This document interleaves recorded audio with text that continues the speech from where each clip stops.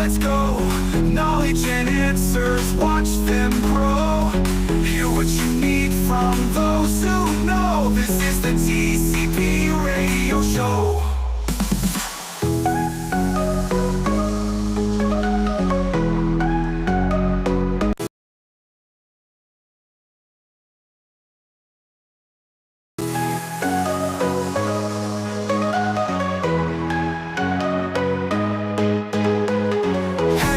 The cyber people are on the air for digital safety. We're showing you where cybersecurity starts with cyber sense is key. Join the conversation, come learn with me. The TCP Radio Show, let's go. Knowledge and answers, watch them grow. Hear what you need from those who know. This is the TCP Radio Show. The TCP Radio Show. This is the TCP Radio Show.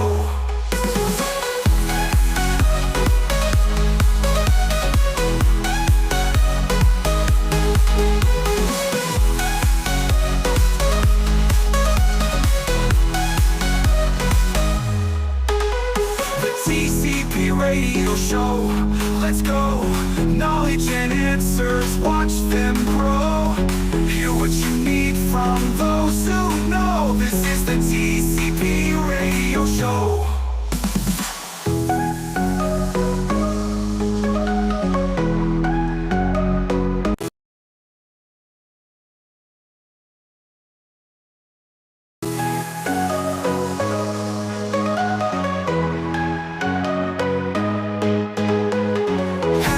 The cyber people are on the air for digital safety. We're showing you where cybersecurity starts with cyber sense is key. Join the conversation, come learn with me. The TCP Radio Show, let's go. Knowledge and answers, watch them grow. Hear what you need from those who know. This is the TCP Radio Show. The TCP Radio Show. This is the TCP Radio Show.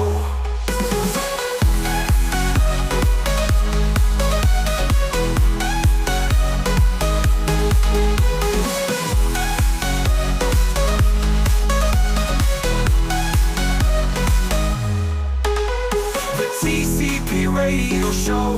Let's go. Knowledge and answers, watch them grow. Hear what you need from those who know. This is the TCP Radio Show.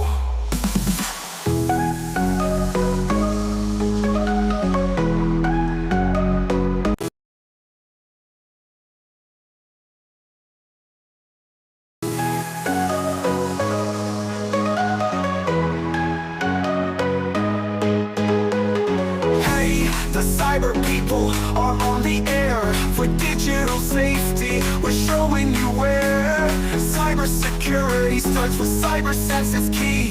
Join the conversation, come learn with me. The TCP Radio Show, let's go. Knowledge and answers, watch them grow. Hear what you need from those who know. This is the TCP Radio Show. The TCP Radio Show. This is the TCP Radio Show.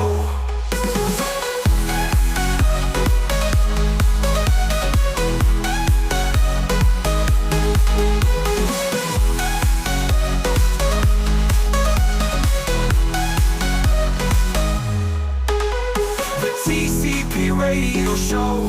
Let's go. Knowledge and answers, watch them grow. Hear what you need from those who know. This is the TCP Radio Show.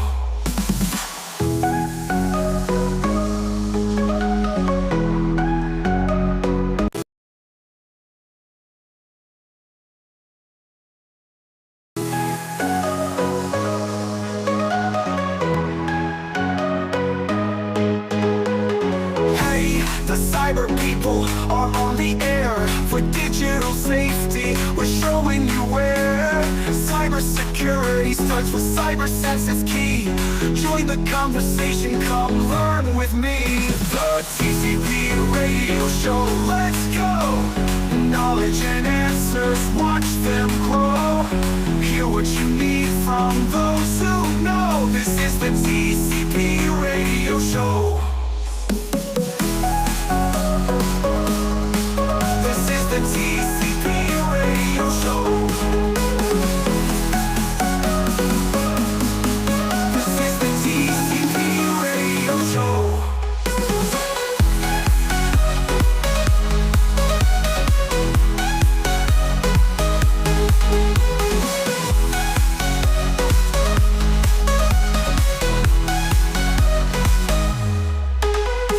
TCP Radio Show, let's go.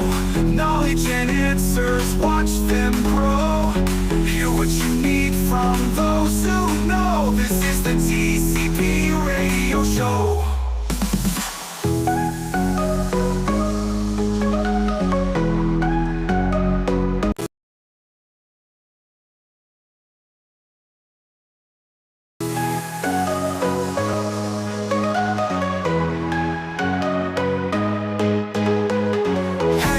The cyber people are on the air for digital safety. We're showing you where. Cybersecurity starts with cyber sense is key. Join the conversation, come learn with me. The TCP Radio Show, let's go. Knowledge and answers, watch them grow. Hear what you need from those who know. This is the TCP Radio Show. The TCP Radio Show. This is the TCP Radio Show.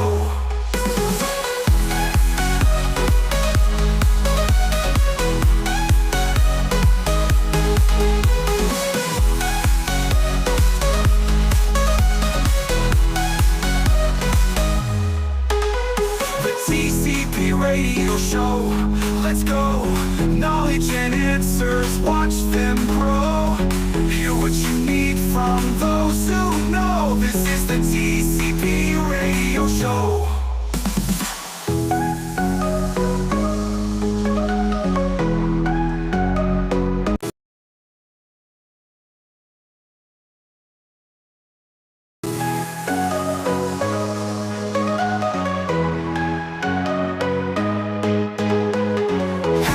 The cyber people are on the air for digital safety. We're showing you where. Cybersecurity starts with cyber sense is key.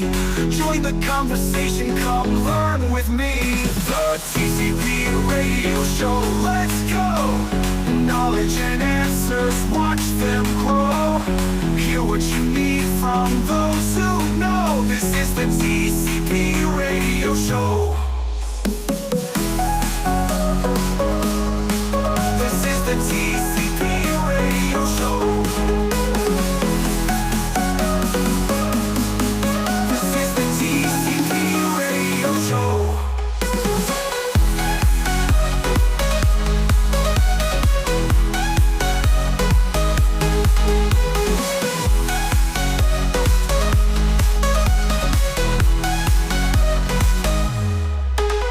The TCP Radio Show. Let's go. Knowledge and answers, watch them grow. Hear what you need from those who know. This is the TCP Radio Show. Good morning, everyone, and welcome back to day 4 of the Beyond the Click Cybersecurity Summit. This panel discussion is going to be a powerful one. We have some very powerful persons in the cybersecurity industry with us as we look at AI and human machine learning, teaming, and things around and concerns around AI in general. I'm going to hand over to our host, Mr. Neil Hines, who's going to carry forward this discussion. Mr. Hines, welcome and good morning. Good morning to all. Good morning, Ms. Clifford, sir. And good morning to our panel. Good morning, good morning, good morning. It's good to be here. Welcome again to Dear Four, as Clifford said, of the Cyber People Virtual Summit, Beyond the Click, Cultivating Cyber Resilience. Very important topic today because we're going to be looking at the future of human-machine teaming in cybersecurity. And as you know, cyber threats growing in speed. We were just talking about an article that came out about AI growth in cyber threats and the scale and the sophistication and the partnership between human enterprise and the machine intelligence is redefining defense strategies. And this is something that we need to explore how AI and automation are shaping or reshaping, I should say, cybersecurity rules, ethics, and the future workforce. On our distinguished panel, as Clifford said, powerful panel we have here today. We have Mr. Edward Milliton, CISO, Mr. Roger Blyman, a senior associate, and an educator. Very important because education in cybersecurity is very, very important. And then we have Mr. Roger Blyman. Sorry, Mr. Roger Blackman, but my bad. You see, the Rogers have me kind of mixed up today. A cybersecurity analyst, Mr. Charles Grant, an IT manager from all the way in Dominica. Welcome, Dominica, on board. It's great to have you here, Dominica. We need more experts like you. Just a quick 2-minute bio from each of you guys before we get into the session. If you would like to start off with Mr. Grant from all the way down in Dominica. Good morning, everybody. Panel, rest of my colleagues. Yeah, my name is Charles Grant. I'm from the island of Dominica, the nature island of the Caribbean. Started my career in 2000, straight out of high school. I chose the certification path because there's always been this debate that, well, certification versus actual university education for IT, which is better. The debate still goes on today, 25 years later, as which one of these paths are better for IT people or people starting an IT career. I chose the certification path. So I have basically those I would mention is the CompTIA A+, CompTIA Network Plus, CompTIA Security Plus, CompTIA Pentest Plus, and the Security X, which is the capstone for the CompTIA cybersecurity track. In the Caribbean, we do not give enough weight to these certifications. So as I grow older and the white beard started coming in, I found it a little difficult to have to constantly have to explain what these certifications are and what are your abilities with these certifications, because everybody in the Caribbean seems to expect a master's or a bachelor's degree. So I had to go do a degree. I got accepted at the University of Portsmouth in the UK, basically as a professional. So I didn't have to do a first degree. I went straight to a master's. So I now hold a master's in cybersecurity and digital forensics. I have a passion for IT in general. Right now, with all the AI, my team and I have already built and rebuilt 4 different AI systems. And right now we're on the way to move up to like 386 gigs of VRAM with 2 AI systems connected across 100 gigabit network so that both of them can talk to each other. It's been an incredible 3 years since AI kind of blew up and we kind of jumped on that bandwagon. So I'm just happy to be here this morning and sharing my expertise with you guys. Wonderful, wonderful. Let's go over to Mr. Milliton. Hi, good morning, everyone. Great to be here today. I hope this is coming through very good. I'm a fellow of the Chartered Institute of Information Security, and it has been a fantastic last many years where we continue to see cybersecurity develop within the region. And my path of cybersecurity started way back in 2000, where we just call it network security, internet security. Working for internet service providers, and then into telecoms, a lot of what you would call maybe Internet of Things, and I want to say SCADA type of technologies.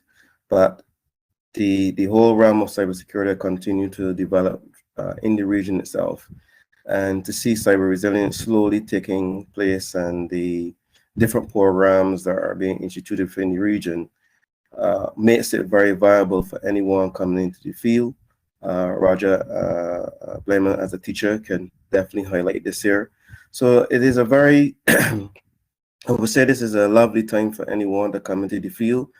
But with the age of AI, we have to prepare for how that's going to offset many different roles and responsibilities within organizations and even the development of the region.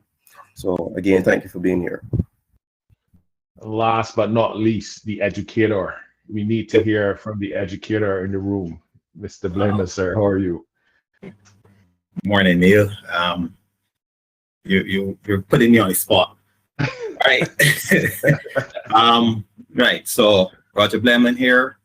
My background really, I started as my first degree is in computer science, and I'm presently reading for a master's in cybersecurity. But what I found is that going from that degree into education, I wasn't really having the opportunity to use the knowledge I would have gleaned from university. So it tells a bit. But I'm finding that my focus now is more on the GRC, governance, risk, and compliance side of things. And at this moment, you're hearing a lot of governance in AI, because as Charles said, AI is really blowing up, and people are producing these language models, but they're not really working any guardrails or anything into them, and that's where we are now coming in on the back end to keep these things, to keep them safe for all of us. We were speaking before we started, we were talking about these things, and there are articles out there that if you read them with a smattering of knowledge in terms of cybersecurity, it will scare you. But it is up to us to basically keep the rest of the world safe. We are those superheroes, the folk kids, and once we work together, we can really keep this world safe. And I hope that by the end of this morning's session, where we're looking at the human-machine teaming, we can see that the AI can be used for good. And as the threat actors are weaponizing it, we can just nullify those weapons as much as possible. So hope that this morning's session is going to be a very informative one for all of us, including me up here, because when Clifford extended the invitation to me and I saw the names on the panel, I was like, what am I going to be able to say in this esteemed group? So I am looking forward to learn as much as I can from Neil and Edward and Charles. And I hope that all of you on the call, that you all would also gain as much from it as possible. Brilliant, Mr. Blemley. See, I told you, educator, because we always looking to educate, and that is what I love about Mr. Blemley. He's always hitting on the point of education, which is very, very important, because in today's world, if we don't go back to the very basics of understanding and getting that knowledge, we are always going to be playing catch up. So let's get in the section today by defining the landscape. What does human-machine teaming mean in the context of cybersecurity today? We touched a little bit on it from all of our panelists, but I want to get in now to the meat and the meat of the matter. What does human-machine teaming mean in the context of cybersecurity today? Who would like to take this first pitch at this question? Mr. Edward, Mr. Grant. You mute, Mr. Edward.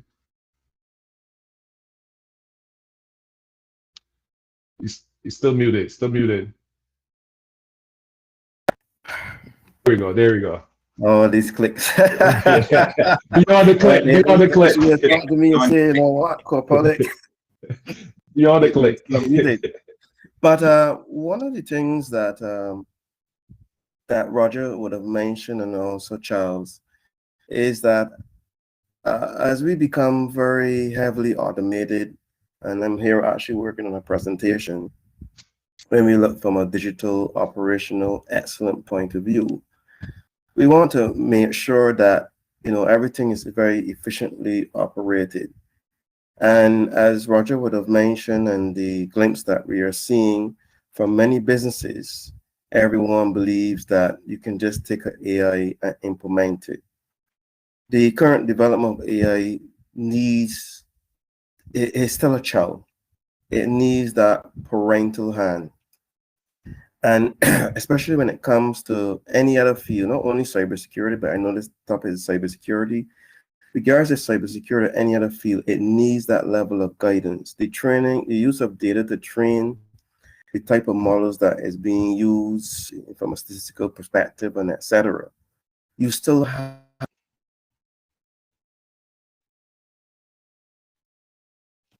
What we may lose Edward in between today because of the weather system in Barbados, but rest assured that if you have any other questions, we will be on the panel again after this session to answer any follow-up questions. So please forgive Edward. It's not his fault. It is the weather in Barbados, and we do apologize. But hang in there. When Edward comes back, I'm sure he will continue. But let's go on to Mr. Grant. What is your take on what does human-machine teaming mean in the context of cybersecurity? In the context of cybersecurity, well, right before AI took over 3 years ago, automation was actually one of the really driving force for cybersecurity professionals, being able to automate the tools that you run, having a lot of things being monitored, all your logs being using Python and such languages to run through all your logs and being able to spot different anomalies and stuff like that. That was the trend, that automation of various cybersecurity tasks. Now that AI is on the scene, the use of AI in cybersecurity is almost like a must, because the adversaries and the attackers that you are up against, they are not shying away from using AI.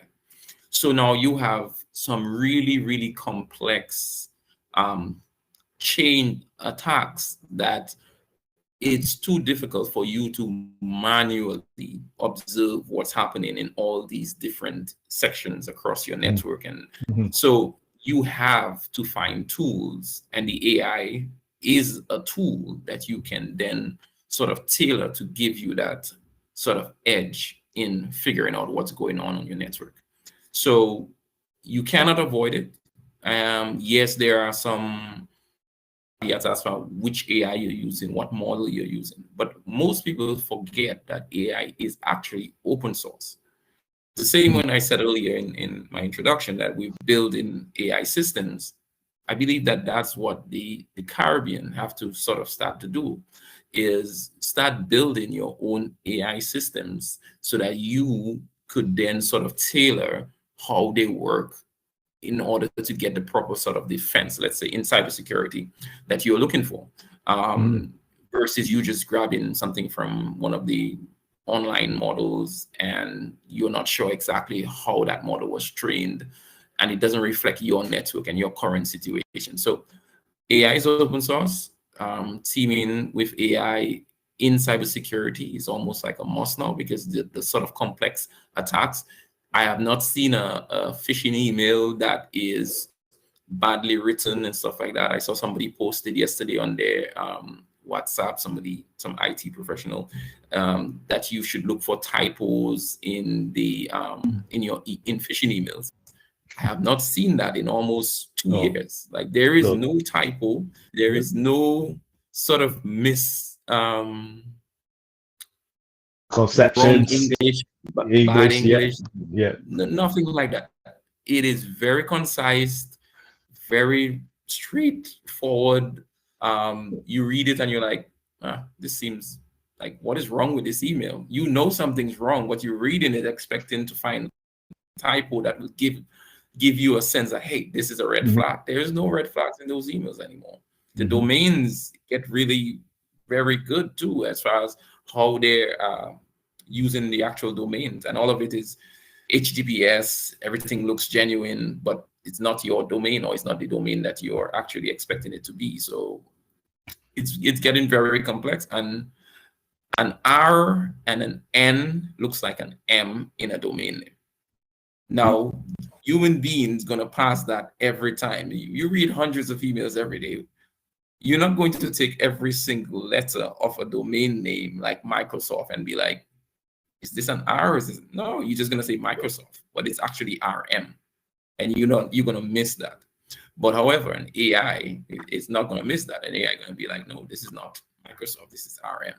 So for those sort of things across all sectors of the different cybersecurity devices that we have to monitor and use to protect networks, there's just way too much logs that we as cybersecurity professionals cannot handle. And the only way we can do that is having the necessary AI tools that can pass through all of that information in a matter of seconds and kind of give us feedback where we can then jump into the loop and say, hey, this looks very familiar, or this looks very weird. I do not know what this is. Let's flag this for some type of further investigation later down the road. So I think that's what I think of when I think of the human machine learning context as it relates to cybersecurity.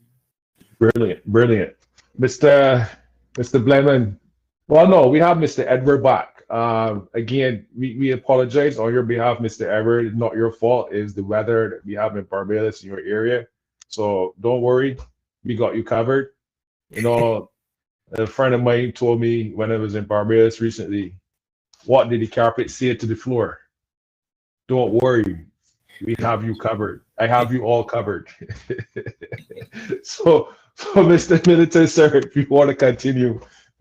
I hope this is coming through very well, because although I'm on generator right now, the notice that the flow has not picked back up. So this is actually mobile service. So hopefully it continue to operate very good, because usually when we use power in the area, mobile service seem to move into that resilience approach. But what I was saying earlier is that AI at this present moment is like a child, and you still need that heavy human intervention to make sure that the output that is given to you is correct as much as possible. In the event of cybersecurity, where you're ingesting a lot of rich data, you also want to make sure that the error rate is extremely low. And in addition of getting those warnings, critical warnings are not left out. So that human intervention is definitely going to be required, not only in training, but to make sure that the output of AI solutions, especially in the cybersecurity realm, is as accurate as much as possible. Yeah. Brilliant. So what we are gathering then basically is that the human have to be incorporated into the AI learning aspect, and we need to build upon what the open source information that's out there. We need to build upon that in general, so that we can kind of coexist within the AI from a human point of view, so that it helps us and not defeat us in a sense. That's what I'm gathering from the human machine teaming aspect.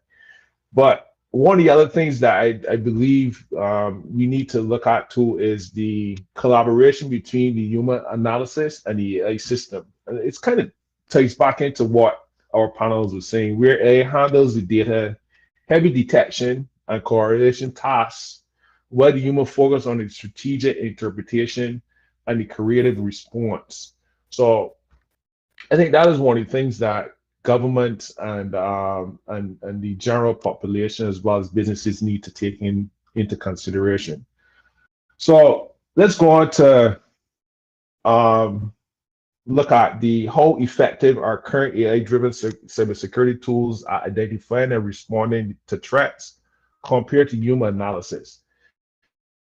For me, AI can assist, yes, but how effective are these tools that are incorporated in the cyber threat and the cyber defense? How do you see this? I don't mean to put Mr. Grant on the spot again, but you're our AI champion here right now.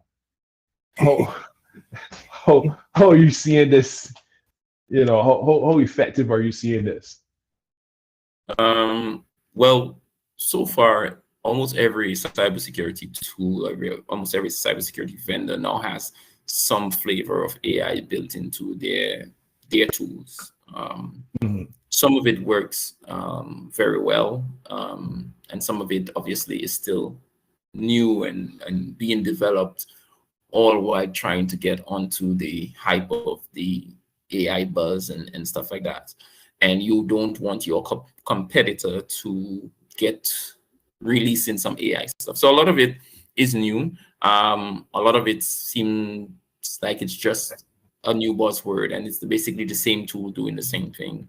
But some of it is really, really interesting. Now that you have logs, you can actually ask a question, and basically the AI would go through all those logs and sort of pull up different results for you. So the AI wouldn't on its own just go and start pointing things out. There are some obvious things that obviously some of these built-in tools with the cybersecurity tools would do for you. But a lot of it is you as the cybersecurity professional will sort of start asking the questions, like go look for IP addresses that constantly hit my firewall every single day. Go look for that same address against the company's website and stuff like that. What usernames are they using? Are those users disabled usernames? Are these actually internal usernames, or this is just a general list of usernames? You as a professional still have to find a way and mean to use the AI tools that are available within some of these systems, sort of ask the right questions to kind of get the results. The AI tools within what we're seeing is also able to categorize a lot of different stuff for you now, much better than it would be before. That you now have like better dashboards, better graphics, better dashboard, better information on those dashboards that actually you can then sort of filter through to kind of really get to the anomalies and the stuff that you really need to take note of. So generally, all the AI implementations we've been seeing within some of the cybersecurity tools are actually really, really good. Burp Suite, which is a really good pen testing tool, very popular from Portswigger. They have now built-in AI within their Burp Suite product. I think it comes with the Pro version of it. But now you can basically say, hey, go find go find me a XXE or something across this website. And it will basically go and try all of the things that you would probably have to manually do before just to get you into that website and stuff like that. So yeah, generally we see AI really sort of enhancing those tools. Some more than the others, but generally what we're seeing it's positive because it gives you more insight and you have less manual tasks to basically do. That is brilliant. That is so fantastic to hear that the positive aspect of it. But we need to have the education aspect of it in terms of helping the humans to understand how to ask these specific questions when it comes to running the tasks with AI. And from that point of view, Mr. Blemmer, what are your views? How can we address this part of it in terms of bringing that human interaction with those effectiveness of the AI tools? All right, give me a minute. It's starting to rain here, and it's kind of drowning out the sound of the meeting. What I wanted to say first, and picking up from what Charles would have said, was yes, the AI is a tool. It's a fantastic tool, right? One are the days when the security analyst will have to be sitting in front of a monitor and just looking at logs all day and all night and next day.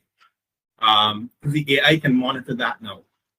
However, while it is such a fantastic tool, it is still, I'm going to use the word dumb, because it is just going to do what it is created to do.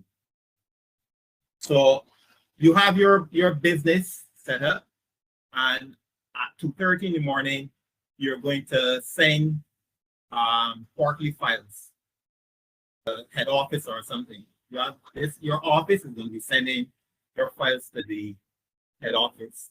The AI looking at that as exfiltration and probably try to shut down your system, send an alert or something like that. The analyst, knowing the business model, knows that at 2:30, this is what happens. So the analyst is now able to put some context on action, and the AI has done its job. It has flagged suspicious activity, but the analyst is also doing their job by putting this thing in context. As it comes to education, it means now that when you come to you have to be very deliberate in what you say, what you type to the AI, the commands that you're going to issue, because and you'll probably need an AI that will ask you, is this what you actually mean? Because if you just issue the command and it's like the joke where the wife tells the husband, okay, you're going to the store. I want a loaf of bread, and if they have eggs, bring a dozen.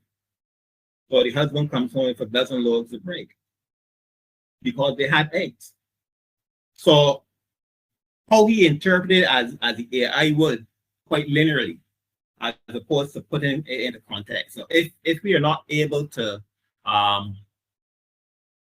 communicate with the AI in this form, we are going to give ourselves a lot more work to do in terms of correcting a lot of the commands that we would have issued to the AI, but didn't issue them properly.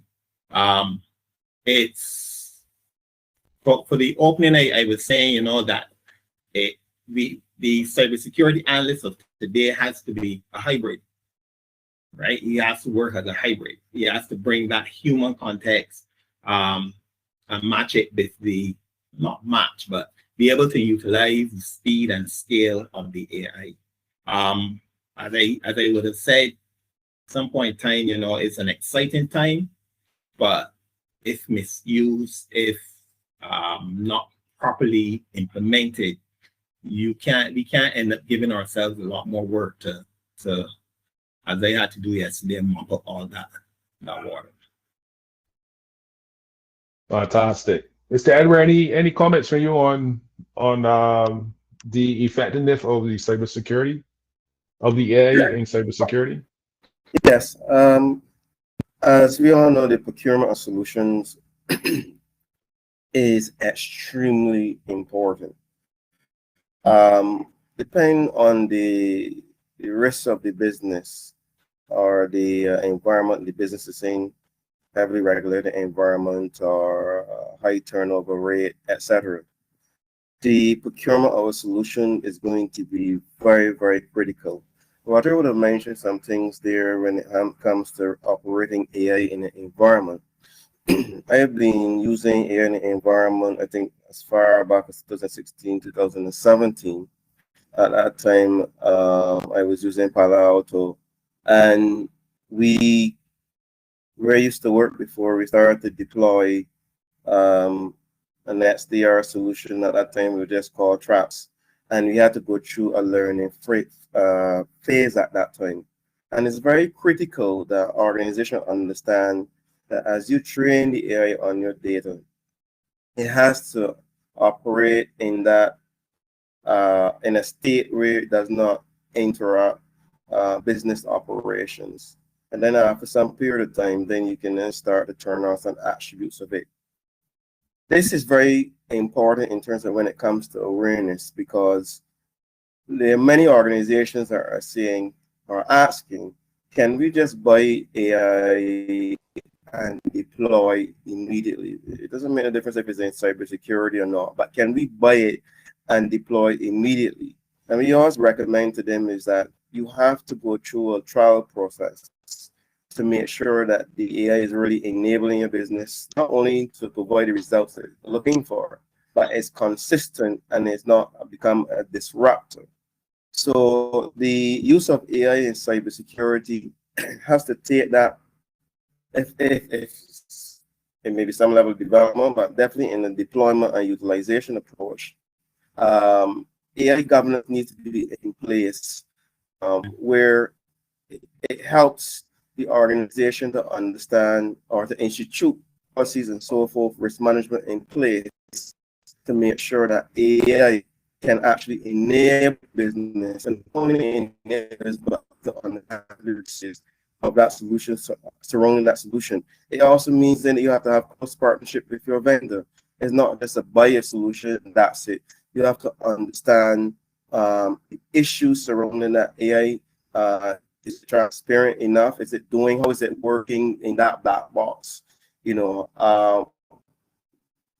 where it's being hosted? Can it, in the event of some form of injection, you know, if you want to call it jailbreak or some other form of injection, you want to make sure that the necessary tools are in place to monitor any tampering or etc. of any large language models, etc. So therefore, the use of AI in cybersecurity or in any other environment implies a lot more. The risk management of AI itself, the policies put in place, the continuing that AI life cycle, that solution life cycle, that is not only have continued monitoring but also improvements, because you also want to make sure that solution that you can sustain it at because if you're not updating those models and so forth, you're not may be able to get the necessary or accurate output that you're looking for. Thanks. Thank you, Edward. And that leads me to this point, especially within the Caribbean region. And I think this question is to the entire group who wants to take it is, what lessons can the Caribbean nations learn from the real world instances where automation either fail or save the day? I think that leads on to your point, Edward, where we're bringing automation, we're bringing businesses that are trying to say, okay, I just want this AI, is it going to work, without doing that test model? And I think this is a question where will kind of open up the eyes of a lot of the businesses in the Caribbean today. I don't know who want to take that question, but I'll leave it up to you guys. Who want to take that question? What lessons can the Caribbean business, especially business community, learn from real world instances where automation either fail or save the day? Well, I can start off that one first. And then I'm really looking forward to Charles, Aaron, and then Roger. And I put it in that slant because from a full cybersecurity or managed security service provider, if the Caribbean has this culture, and I'm actually like I said earlier, working on a presentation looking at the resilience Caribbean culture, is not one that really see itself as a global community where something happens in some country and so forth can also happen in yours. Somehow we have this idea that an issue in Russia or United States or Europe has nothing to do with Barbados, and we are good. I don't know. I would like to say that with the issue with CrowdStrike, strike, sorry, would have wake up some persons that the supply chain risk is real. Yes, I know some persons had the IP switch and other softwares that have been in there, but it still has not waken up the environment. And a perfect example that we can see is the enactment of our data protection laws within the region, which is so much needed. The training of AI required to have good data governance.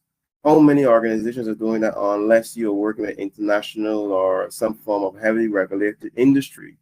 That highlights that if you don't have good data governance, you're possibly going to have fines. You're going to have maybe issues how you connect back into other organizations and so forth. I hope that my audio is not so choppy, but It's kind of very okay. okay. I believe that the region needs to wake up and realize that issues that can, let me say it differently. Yeah, the region needs to wake up, the Caribbean region needs to wake up that we are using solutions that has been built outside of our region. And even if it's built within the region, it's called built. That's number one. Number two, these are the same solutions that are driving organizations internationally. So if there are issues in those solutions, by default, you will have issues within the region. So therefore, our resilience, cultural development needs to improve to understand that we need to understand the risks when it comes to automation. Do not take it for granted. Our digital economies are still continuing to grow, and we cannot take an impact or hit where we can be down for hours, days, weeks, or months. Because once you have become digitally transformed, it is very difficult to go back. I mean, you can take situations where persons move to a full document management system and you're not managing the paper anymore. You barely have any paper inside your office except what you bring to work in your bag or laptop bag, and you lose access to that document management system.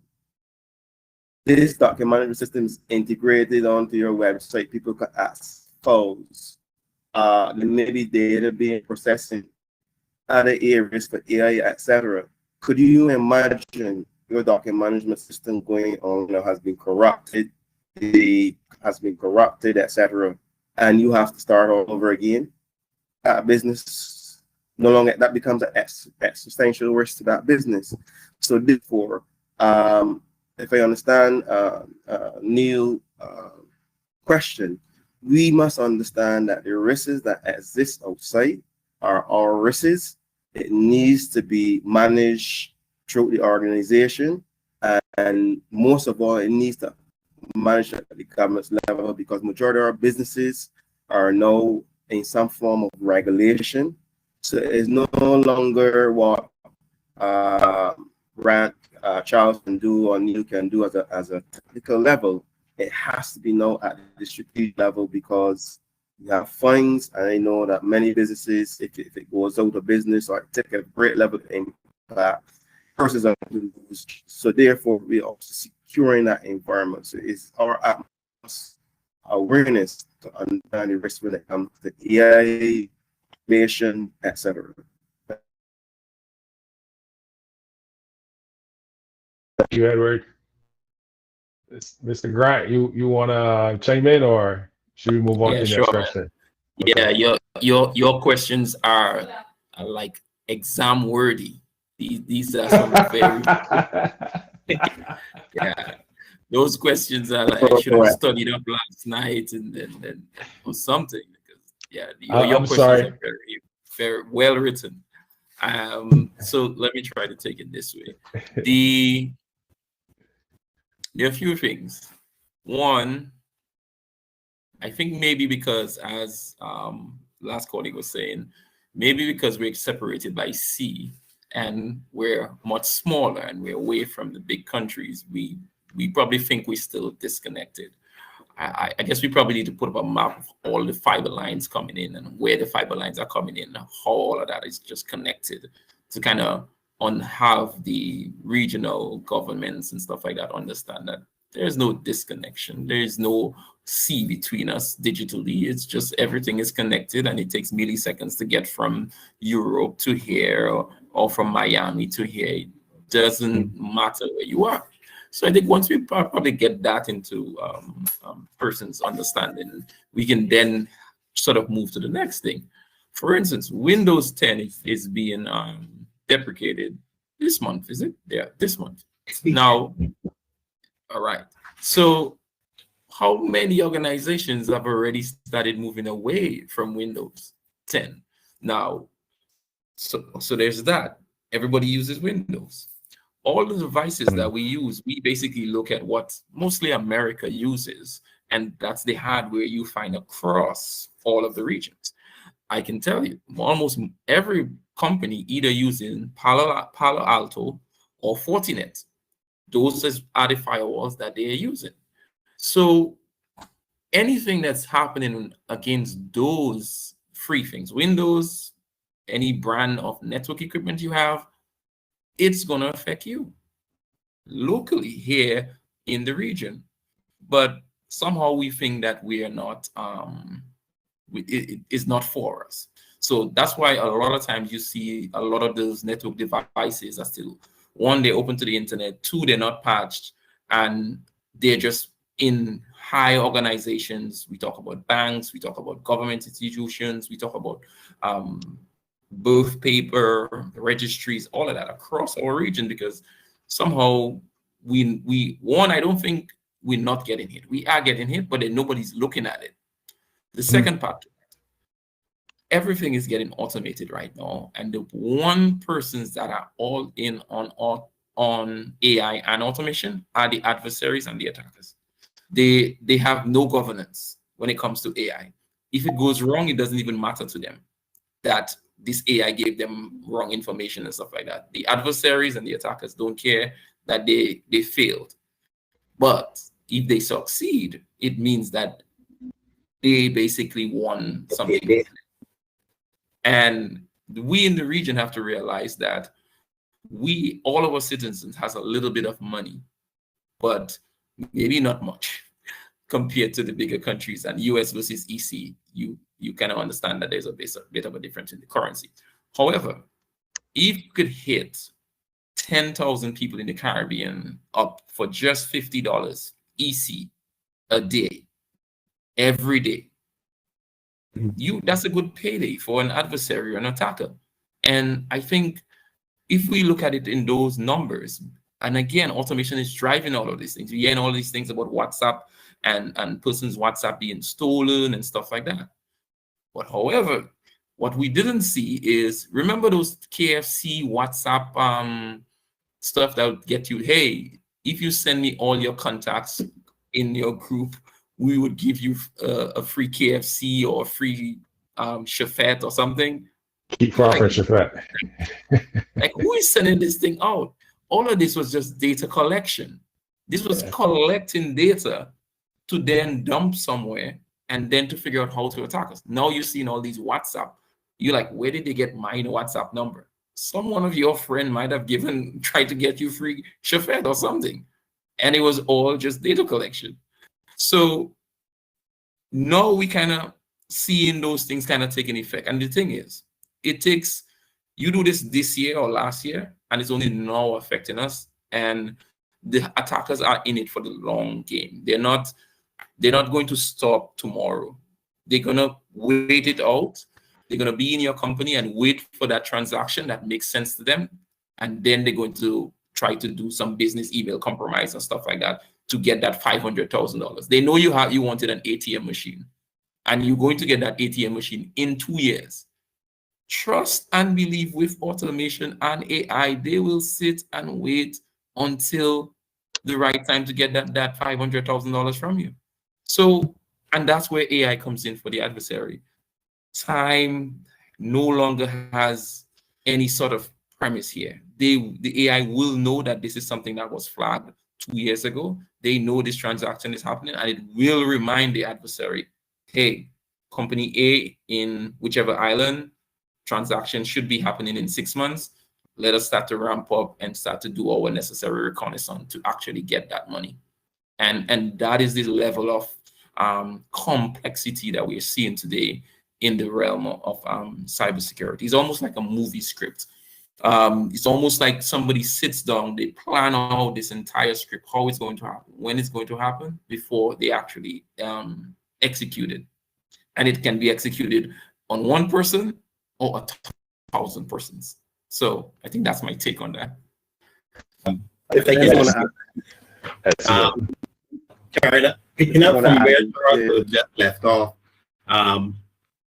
the patience of the threat actor is amazing, because these guys waiting for quantum computing to become readily available.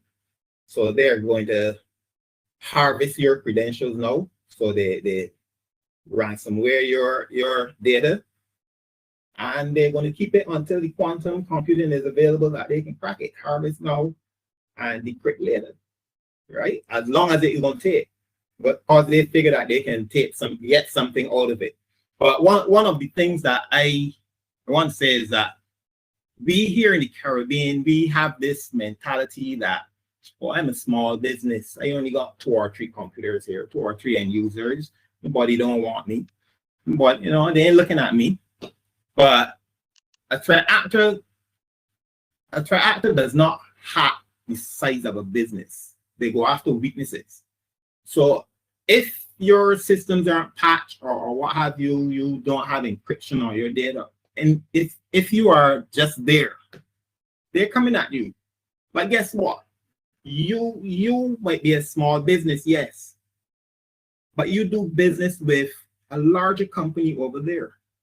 So you are now a gateway into that company.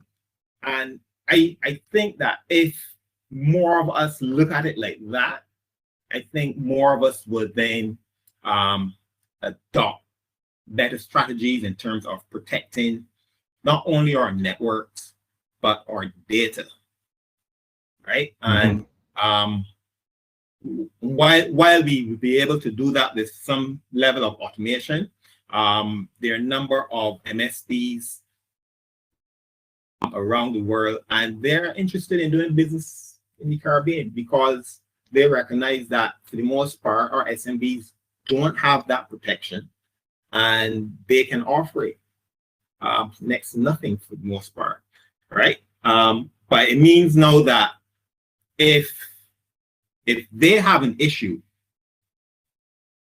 we still lick up any day come. So we have to be able to do something for ourselves, but yes, we have to be able to, or we have to be willing to accept the automation that is available and shore it up as best as we can. So not that we're going to buy wholesale and just use it like that, but we're going to do what we can for ourselves, but we're going to use the available automation as a starting point. If it goes wrong, it may go wrong for a lot of us, but that, we're not immune to that. Recently, we had a patch that didn't work and it shut down systems all around the world. People missed flights and all sorts of things. So if that happens to us, I can't say that, or let me put it this way, because it happened to larger companies that have the resources to shore their security up, I don't think that we should be looking to beat ourselves up because a very sophisticated threat actor was able to take down one of our organizations. These guys are just very sophisticated, and cybersecurity worldwide is playing catch up. Totally agree. I totally agree. Good conversations. Good conversations. Leading off of that, though. Leading off of that, what new skills would cybersecurity professionals need in order to thrive in a human-machine teams? what kind of new skills that you think we should be looking to employ within our organizations? Neil, can you hear me? You're choppy again. Okay, I don't know how I can improve that there. I'll have Yeah. to You see can go ahead and turn off your video, Edward, and that might improve the connection. any better there. Yeah, a little bit better. 1, 2, 3. Okay. Just for now, very briefly to what Roger and Charles was saying, you can see that when, even for small business, there's also another problem too. Majority of solutions that are sold within the Caribbean are sold to scale. And our demographics and economics is not the same as what you have internationally. So if you really want to protect your organization, or even a small business, sometimes majority of the time those tools comes as a minimum license purchase of 25, 50, 100, sometimes even 200. So you see a growing issue. I know it always use the word risk, but you see a growing issue from there.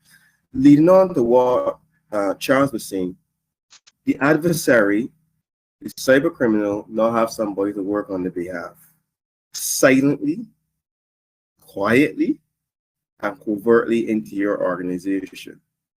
And unfortunately, we have to use, and you hear the term saying, use AI to fight AI.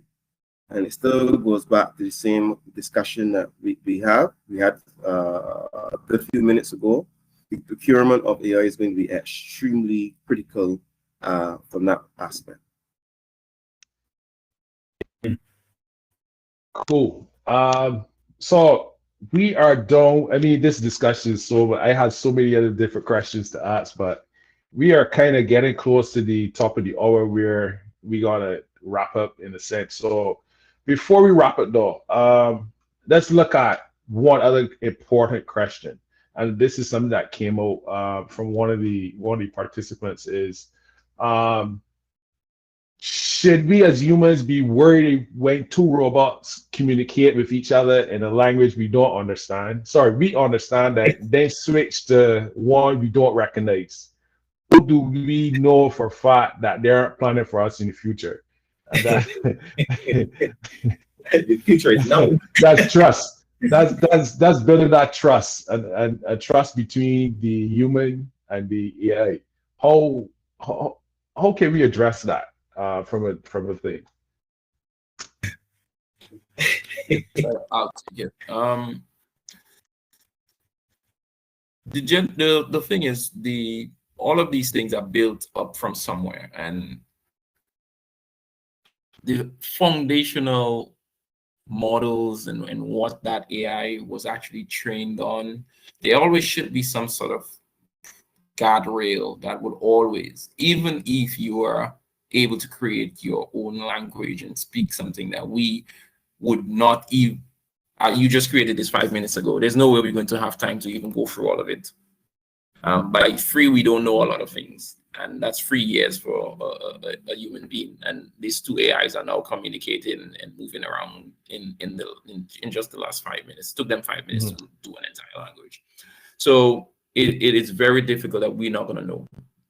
But that's where the actual foundational models of what was that model trained on, what sort of guardrails was put in place.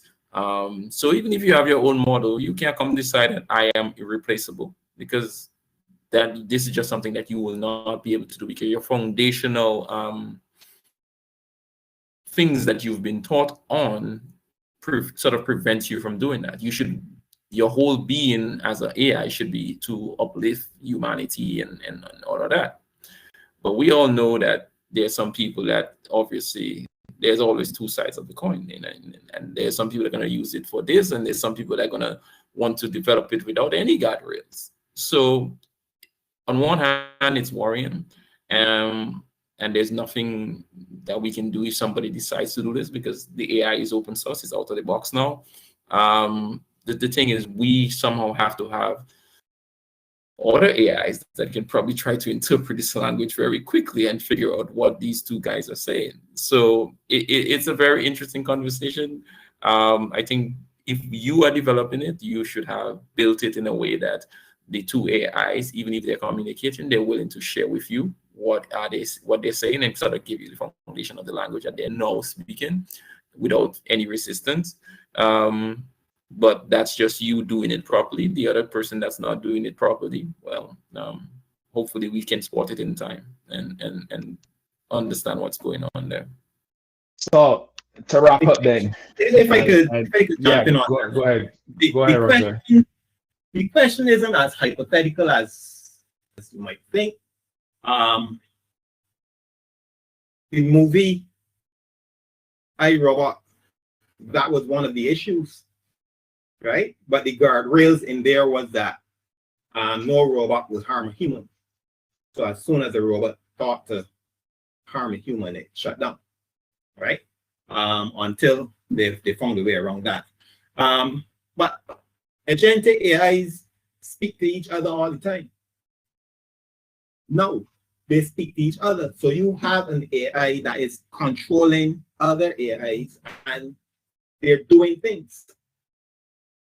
We can't understand what they're doing because it is quicker for them to communicate in their language.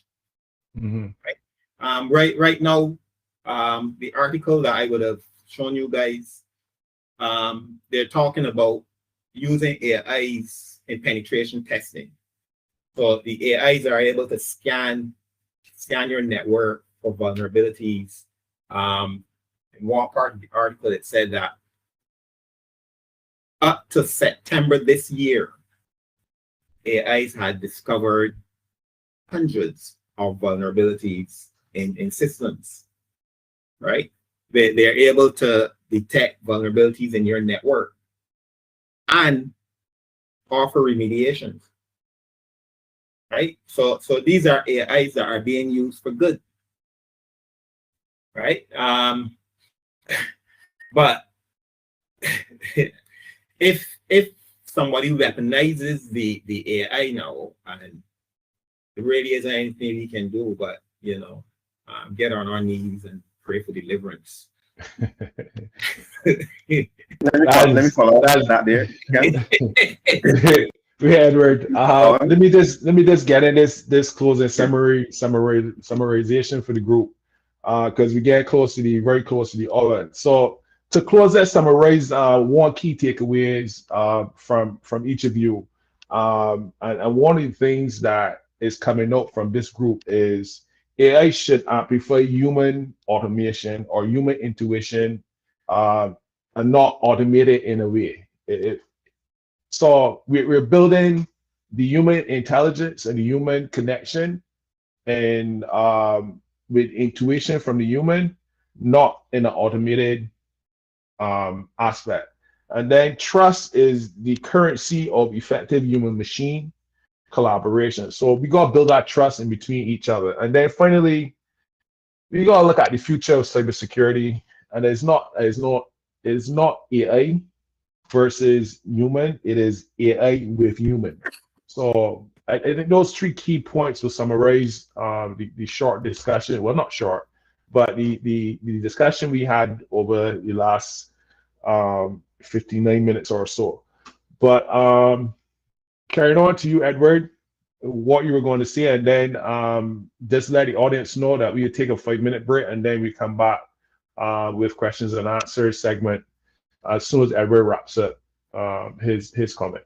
Go ahead, Edward.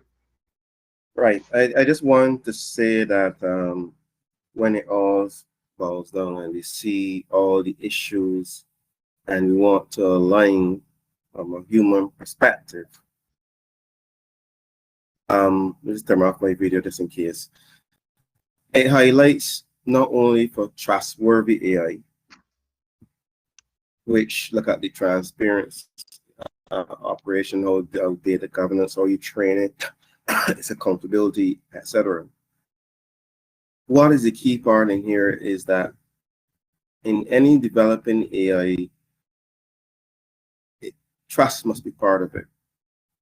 And if you, as an organization, as a people, you have that voice through representatives and other organizations who also appear on the international scene to encourage the safe development of AI, what we call trustworthy AI, on the international scene, because in this AI race that we are seeing right now with America, I was just listening to this morning of, I believe it's called Colossus, to what XAI is actually have built. They don't even call it AI centers, they say power centers, because it needed just over 1 gigawatt of power for Colossus 2 to operate. That's well more than a city or even a couple cities. So when you look at the race to AI between China, Russia, America, Europe, and so many other places, for everyone to become first, the guardrails that were being put in place, you actually have these same persons asking government to put policies in place. So as a business, as we deploy AI, we have to understand that the human element is very critical. That human-centric approach must be integrated and written into the policy of the organization, because if you the digital forensic into education, banking, whatever the process is, we just cannot leave it alone at this point in time, because let's say that it has a 99% or 90% accuracy. The fact is that you have to take care of the cybersecurity aspect of AI, where it cannot be tampered with and data change, because it is now fully digital. And once we believe that something is accurate, you know what happens as a human being? We give over all of our sense to it. We just believe in it, and we don't want that at this point in time. We have to include that human element and always make those checks, etc. Have the professional persons in those areas make sure that the output that is given is in tangent to the input that has been also been given. Thank you. Super. So, folks, thank you again, panelists, Edward, Roger Blayman, Mr. Grant. It was a pleasure being here with you. It was a pleasure hosting this. These cyber people doing a wonderful job again. I cannot thank you more and more each and every day that you guys come up with these innovative ways to get, cybersecurity information out there to the general public and to all businesses, etc. We look forward to continue working with you. We should be there in August 2026 at the Digital Forensic Cybersecurity Summit. We're building on that. We're building training into it. So we are very delighted to have you on board and being here with you, the cyber people. I cannot thank you enough on behalf of the general public of Barbados and the Caribbean. Yeah, thanks again, Neil, and thanks again to the panelists, Roger, Charles, Edward. It was certainly a very, as I said before, a powerful discussion. We're going to take a 5-minute break. We're going to come back at 11:10, and we're going to jump straight into the Q&A session.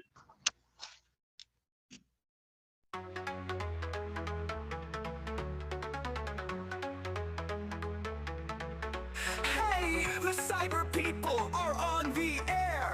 For digital safety, we're showing you where. Cybersecurity starts with cyber sense, it's key. Join the conversation, come learn with me. The TCP radio show, let's go. Knowledge and answers, watch them grow. Hear what you need from those who know. This is the TCP radio show.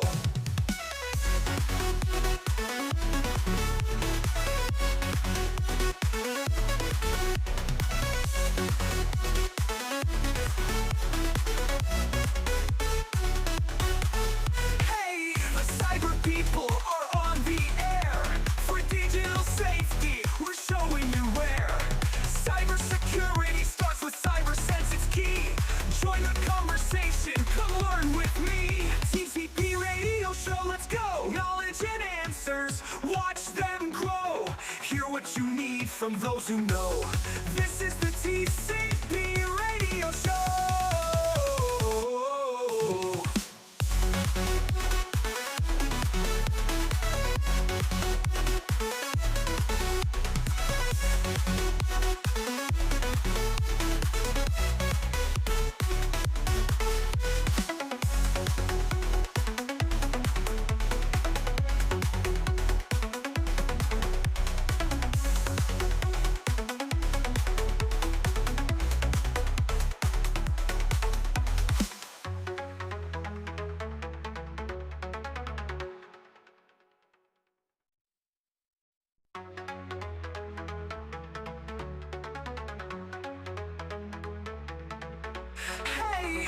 cyber people are on the air.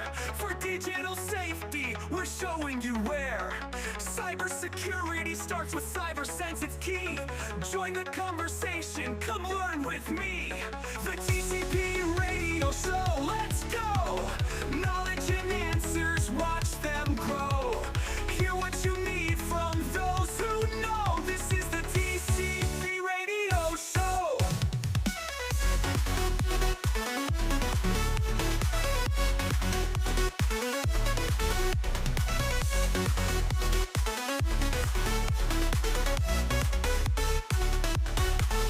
Hey, the cyber people are on the air. For digital safety, we're showing you where. Cybersecurity starts with cyber sense, it's key. Join the conversation, come learn with me. TCP radio show, let's go. Knowledge and answers, watch them grow. Hear what you need from those who know. This is the TCP radio show.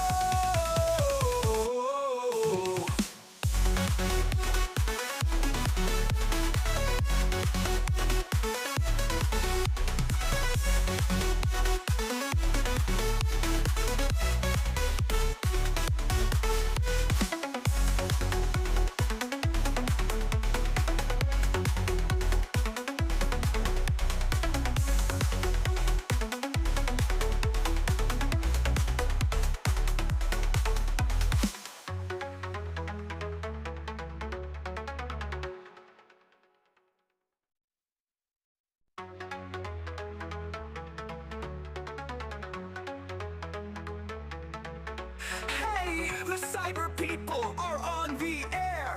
For digital safety, we're showing you where. Cybersecurity starts with cyber sense, it's key.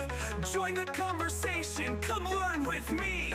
The TCP radio show, let's go. Knowledge and answers, watch them grow. Hear what you need from those who know. This is the TCP radio show.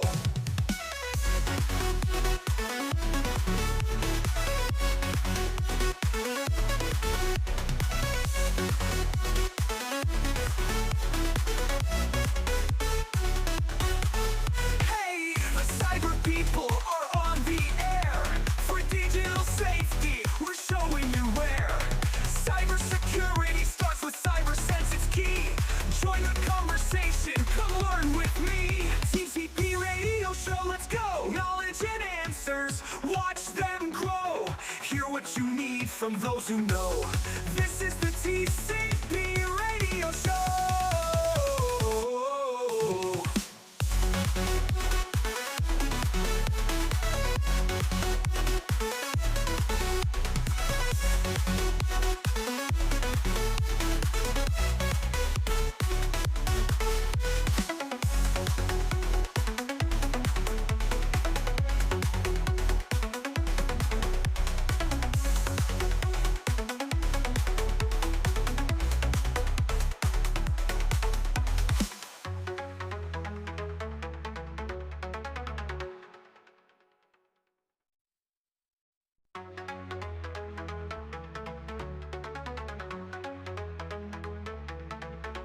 Hey, the cyber people are on the air. For digital safety, we're showing you where. Cybersecurity starts with cyber sense, it's key. Join the conversation, come learn with me. The TCP radio show, let's go. Knowledge and answers, watch them grow. Hear what you need from those who know. This is the TCP radio show.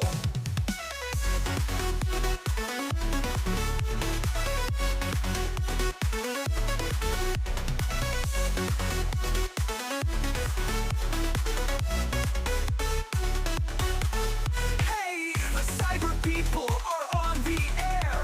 For DJ. Welcome back to our Q&A session for today on this summit. I'm gonna kick off by asking. I'm gonna ask the questions, and then anyone can just who want to take at the question. If you have different views or different points for answering the same question, feel free to share. We're gonna go for about half an hour, and then we're gonna wrap up this part of the session for today. Let me get right in there. Anyone wants to finish a point first before we go into the question and answer section? I mean, we had to just take a little break so persons could, um, thing. So if you have it, if you want to finish up a point from earlier, you can do so now, and then while they get the questions rolling. Very good.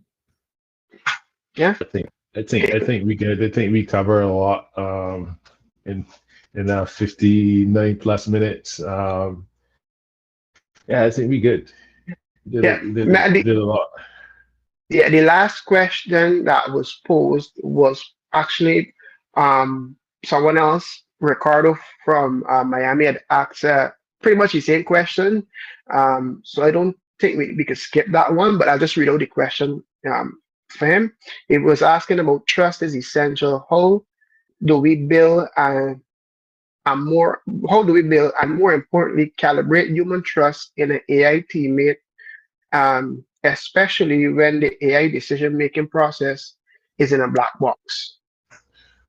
I think Edward made a very good point with that in the chat, and I think that's something that you should really punch up to him. Is the ISO 42001 for managing AI development, deployment, and utilization. I think that's something that really needs to businesses and the general public need to know that there are procedures and there are regulatory compliances in place to help alleviate that untrust. And we also have to take into context the fact that what we're hearing in the general public and the noises and all the other chatter, we have to also take it with a grain of salt, because there are people who are going to be there conspiring the untrust aspect of it. And yes, AI has its deficiency just like any other tool or any other process. It is still a good tool to help with human. It's just that we need to build that trust, and we also need to understand how it works. So just like Roger and Charles were saying, that there are generatives, there are modules that are being built. You just have to know what module you are putting into your business system. You have to know what module you are using so that you can adjust to suit. And I think people, again, it goes right back down to education. I mean, when internet was first implemented, it was thrown at us and it was told best thing since choice bread. But no one ever allowed or give us the opportunity to learn how to effectively and correctly use the internet. So I think that is something that has to be built into the AI development and understanding. And the ISO is there to help us build our trust. Okay, perfect. Anybody else, or are we good? You good? Okay, cool. Our next question coming from Sarah out of Vancouver. Which specific security functions, example, threat hunting or signature generation, should be fully delegated to the machine? I'll read the question again. Which specific security functions, example, threat hunting or signature generation, should be fully delegated to the machine?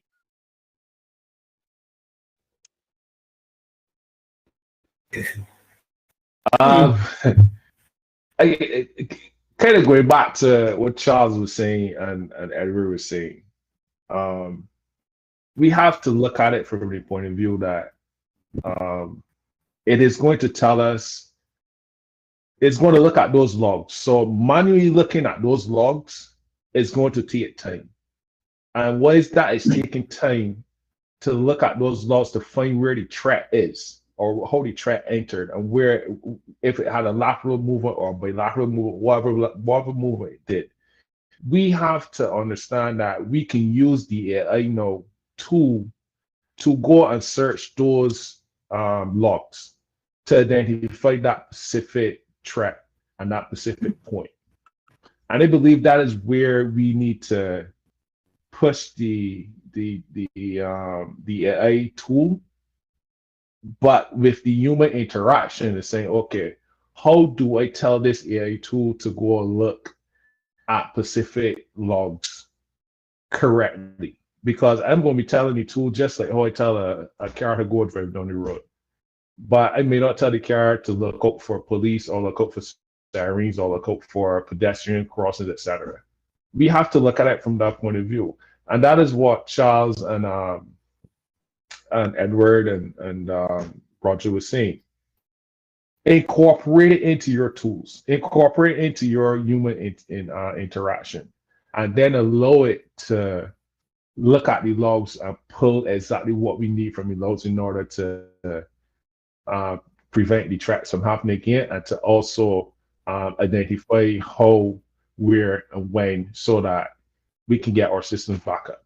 I don't know if any other panelists want to chime in on that aspect. Let me see if I can take a shot at it. The person is asking if you want to delegate a specific task to the AI, whether it be threat hunting or what was the other one?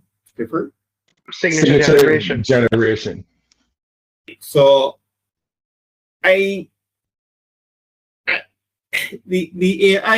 AI can be used. I think we all agree that it's a tool, okay? And just like how a hammer will be used just to drive nails in, you're going to use this AI to detect threats. Whether that threat is somebody is trying to access an account, whether that threat is somebody is trying to penetrate your firewall, what have you, you're going to use the AI to detect these different attacks on your system, right? Again, it comes down to how specific you are in terms of your prompt, but the AI is not like us, where if we are looking through logs, that's the only thing we can do. The AI can actually do several things at once. And so to just put it to do that one thing, you might be underutilizing your AI. And then basically what the AI is going to do is going to signal to you or give you an alert. Hey, I noticed something here that doesn't look right. And it is then for you, the analyst, to make the determination as to whether this is a legit attack on the system, or if it is a false positive. With the AI, you should get fewer of those. So I don't know that I will just leave it to, I would delegate it to a one specific task. If it is in cybersecurity, if it is dealing with looking at the threats and looking at logs, what have you, look at all the logs and then report anything that you realize isn't right. The example I gave earlier, if you're not specific in what you're telling the AI to look for, so when you have a business function taking place where you're sending files to head office at 2:30 in the morning, the AI is seeing that as something suspicious. But you, the human, now you can put context to it. So you still have to be able to monitor it. You still have to be able to make sure that the instructions you're giving to the AI are very specific, so that you would cut out those alerts that aren't suspicious. That helps. I'll just add quickly. Oh, go ahead, Add quickly. There are MCPs, which is basically model control protocol. It's basically a framework for managing communication between AI models, agents, and any subsystems. So, and what that basically does is the MCP is basically trained specifically on a task. So it's a network engineer. So the AI would basically pass the information on to the MCP and then the MCP will kind of make that sort of decision. So it's more of a refined model that would sort of weed out some of the hallucinations or errors that might occur with a general AI model. So MCP is something that is getting very popular, where you see MCPs for specific things, like a network engineer, for network security engineer, or somebody doing configuring network switches and stuff. So you have different MCPs that do things, and I think that's one way that you can sort of reduce the risk in terms of the amount of errors that you get in, because it does not lose the complete model. It only uses like a very specific thing, which is more geared to what you're looking for in, let's say, cybersecurity. So that there's that. So Edward, you was gonna jump in there? Yeah, I just wanted to just add that I find that general questions from persons, which is also reflection on the business, is to do something or get something done quickly, and in the process worry about what you're doing, if you're doing the right thing or you have the right thing. I believe before starting any AI project, I mean, outside the governance and policies and so forth, you have to understand what you're looking for, what results you need, and then choose a particular model that can provide that. And based on the AI you use, you can then determine, because you have to know, turn around and train it.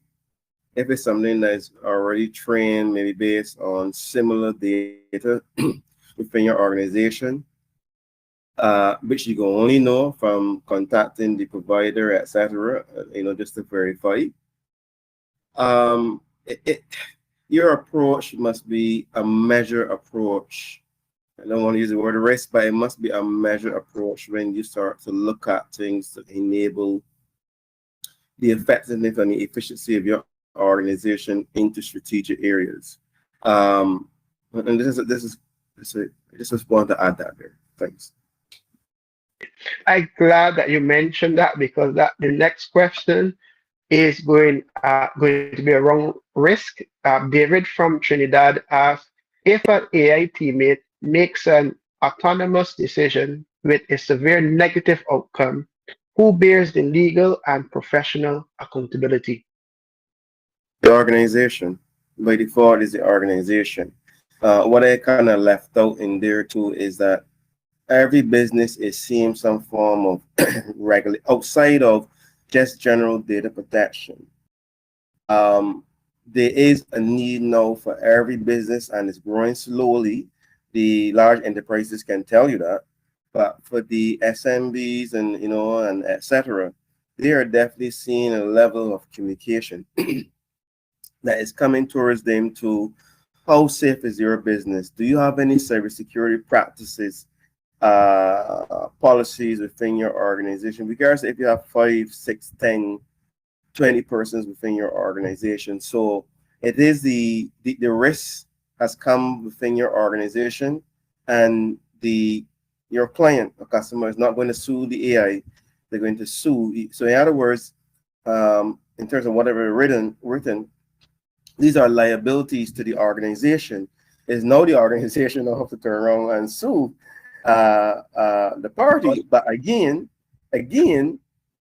if the AI has been implemented and we use this AI, and there is an agreement to how this AI is supposed to be used and who accept liability, then the company may be left with full liability. So therefore, it is very important that any organization that is using AI chatbots or anything that AI is being produced to recommend, advance, whatever it is, that is as trustworthy as much as possible, and have the level of clauses in place to make sure that they reduce liability to themselves. To add on to that too, clause 5 of the ISO IEC 42001, which is titled leadership. It states that that clause is intended to ensure that top management takes ownership of the AI system, the AI management system, and the integration into the organization processes, and provides the direction, resources, and accountability needed for responsible AI use. So businesses have to look at that specific ISO when they're using AI systems, and educate again.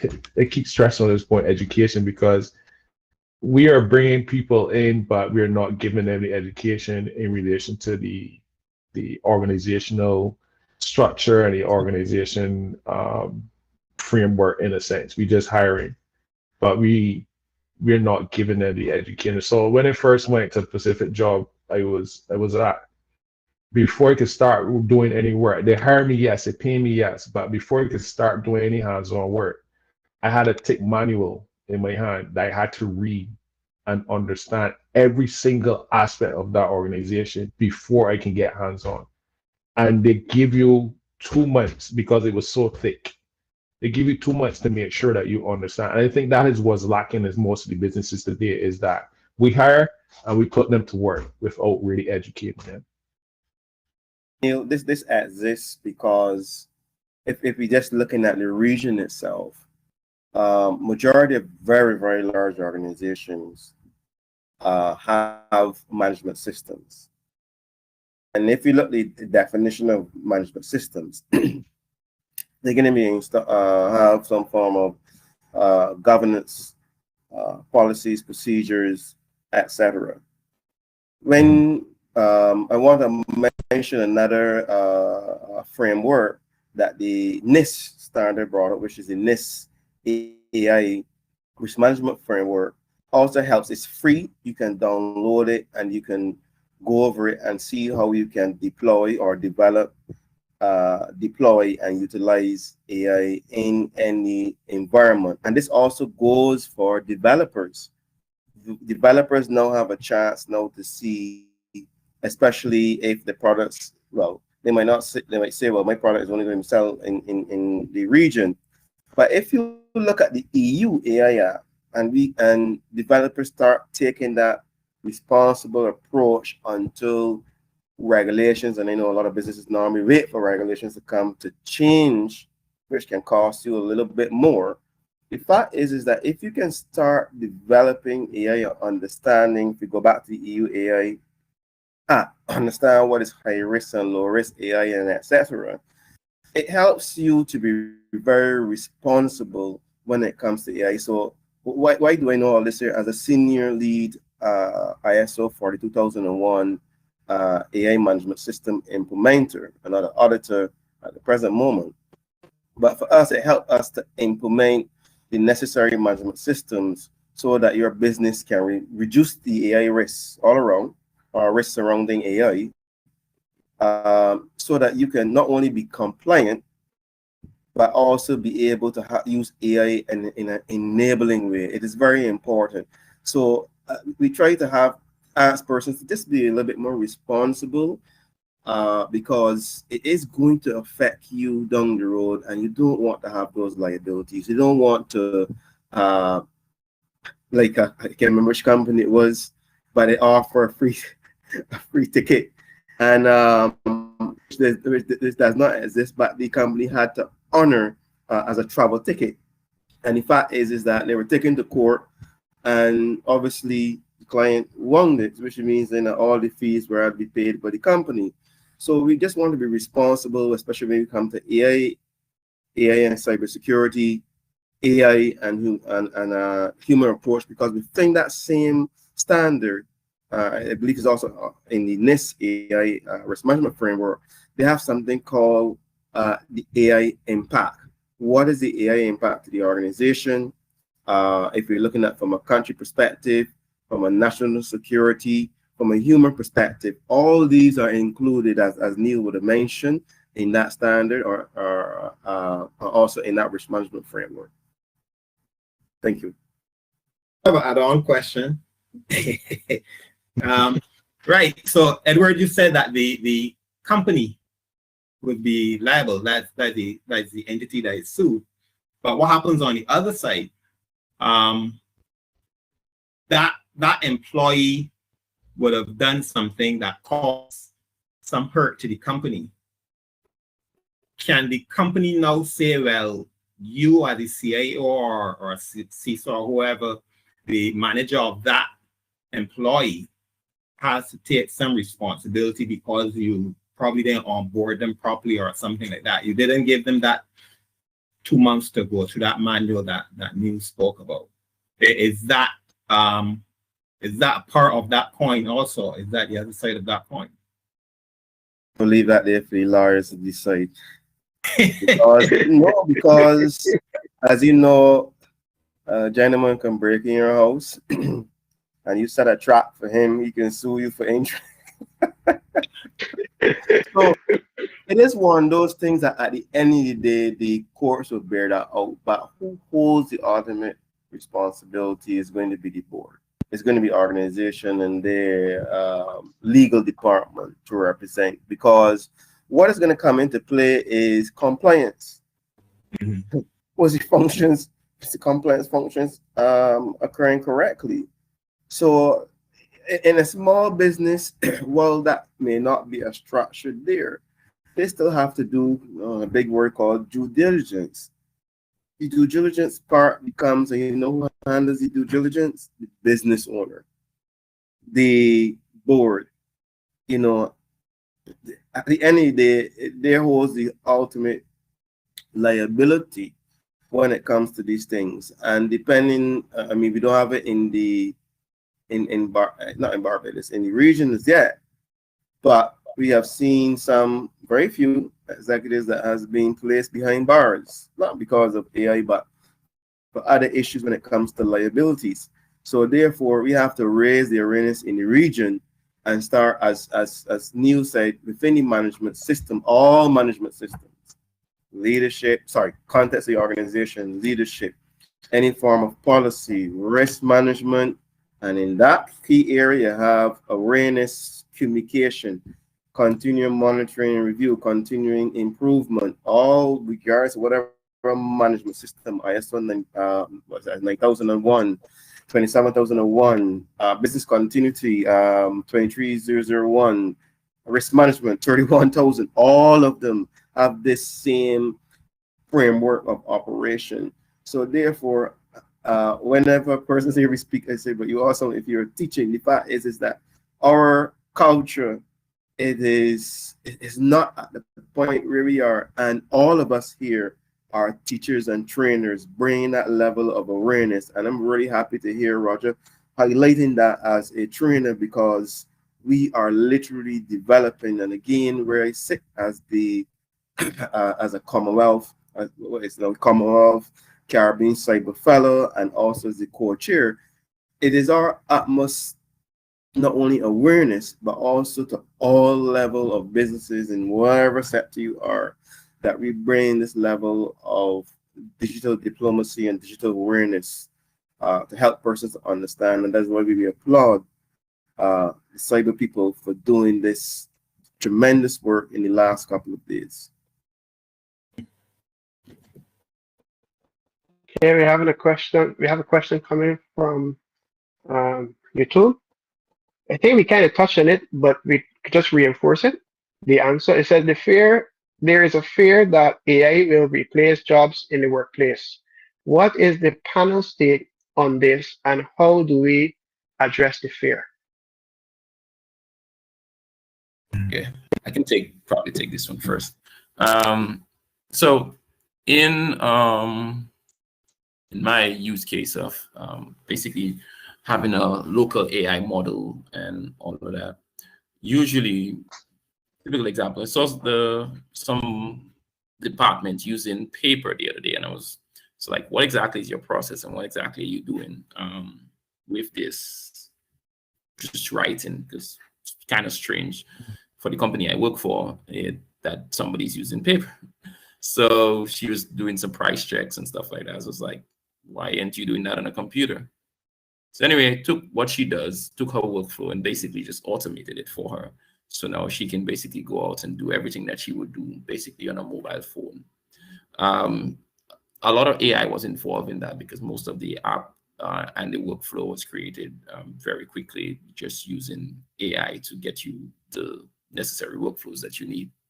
So she was like, but wait a while, or you could basically just replace me. I was like, well, no, the AI cannot go out and get the prices and do the reviews and do all of that for you. But no, you actually have more insight because you would have to sit down and gather all this information and then create that report at the end of the month. No, you don't have to do that again. At the end of the month, you just click a button and that report is generated for you. You tweak the report however you want, but you no longer have that. Now, what that gives her the ability to do now is basically share that information with other critical departments that actually would find the information that she's collecting critical. But that information would never get to them because there's no way or no dashboard that they can basically view to get that insight. And that is what I'm seeing with AI, not necessarily a replacement, but an enhancement of roles within companies where now your insight is more every day. So every check she does, it's almost instantly available to everybody to see. Instead of you have to collect all that information, and at the end of the month, it's presented to the company. So you basically now just able to operate much faster. Another typical example is HR department normally has to respond to tons of incoming application for different job roles. She has to sit down and go through each email, see what the person wants, whether this is a good candidate, then send back an email. That process doesn't add any value to the company. So basically, we just went and automated that for her. The email comes in, it looks at the context of the email, looks at the AI looks at the context, the email, looks at the application, gets the context, and do a response that is basically generated for that specific person. So now the HR person doesn't have to do that anymore. And she has all that information. She can see what the AI responded almost instantly, which saves her a ton of time. Now, she can spend time now looking through what application she really wants to take note of instead of just sitting down and replying to emails like every day. And the response was very gentle. You just copy and paste something. So you miss a lot of the really good candidates because you don't have to really spend your time going through the applications. You just kind of trying to respond quickly to the emails that comes in. So I don't think AI in the early stages is going to replace jobs. I think companies in the region should be on board with it in terms of understanding that this is an enhancement. This is getting to your customers much faster, being able to respond to your customers much faster. This whole thing about a report is not ready should be a thing of the past. Reports should be generated on a sort of a day-to-day basis based on the information that has already been entered. So you waiting a month for a report shouldn't be a thing because the person puts the information for this week. The report can be generated and give you insight as far as what from the data so far, what is the current insight that you can gain from that. So that's my take on it. I don't think it's going to replace a lot of jobs. I think if anything, it's going to enhance your job and add value to you, or make the company sees your value based on all the insight that you're now able to generate. Almost like, yeah, that's my take. Thanks, guys. From what we were saying, good morning, that the cybersecurity professional must be a hybrid in terms of combining technical expertise with the AI literacy. So while the AI is able to do things quickly and to do things to scale, the cybersecurity professional is then going to be able to bring context to that. They're going to be able to even bring some sort of creativity to the use of the AI, right? So it is not so much that the AI is going to replace the cybersecurity professional. The AI should be seen as a tool, as we've been saying all morning, that is going to be used to make the cybersecurity professionals' work easier, so I don't have to go and look through thousands of logs. So I can spend that time now doing something else to strengthen the security posture of the organization. And at the same time, I'm improving my skills in terms of the language models and that sort of thing. So it comes out to be a win-win for the cybersecurity, the human in that equation. So I don't see it so much as replacing or taking jobs in this case, but actually improving the job that the professional is going to be doing, going to be making it better. Yes. Okay. Go ahead. I want to add very quickly is that AI is still developing very fast, and what persons entering into any field need to understand that maybe by 2030 plus, any career path should be looking at emerging jobs in whatever sector you're going to be in. And why do I say it like that? If we look at the current voice systems that they have, AI driven and so forth, there are actually some companies that will take a greater hit just to get their AI to work properly instead of saying, you know, take it off and let us fix it. And so I think that every person has to understand what is coming within the work environment.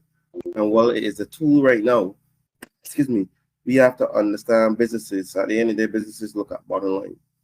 And if they can cut in certain areas, they're going to cut. So therefore, we have to be very emerging in our career development.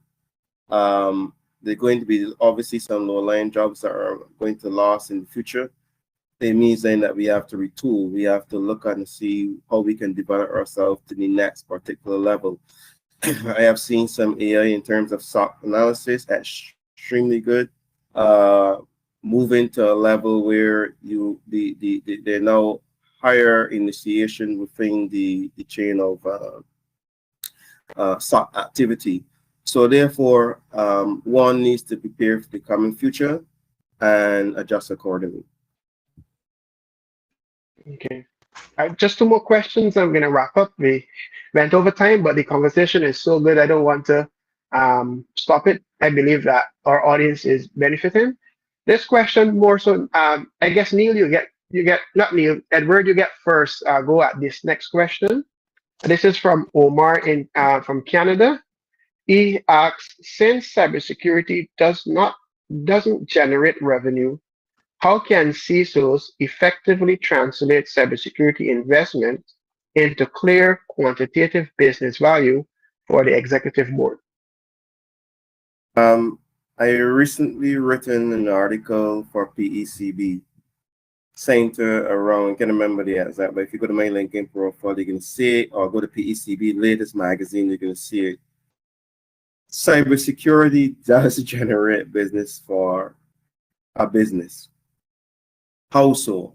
When you look at from a technical point of view, and I don't want to speak to Chris, but from a technical point of view, cybersecurity is seen as a massive expenditure for a business, but you have no choice.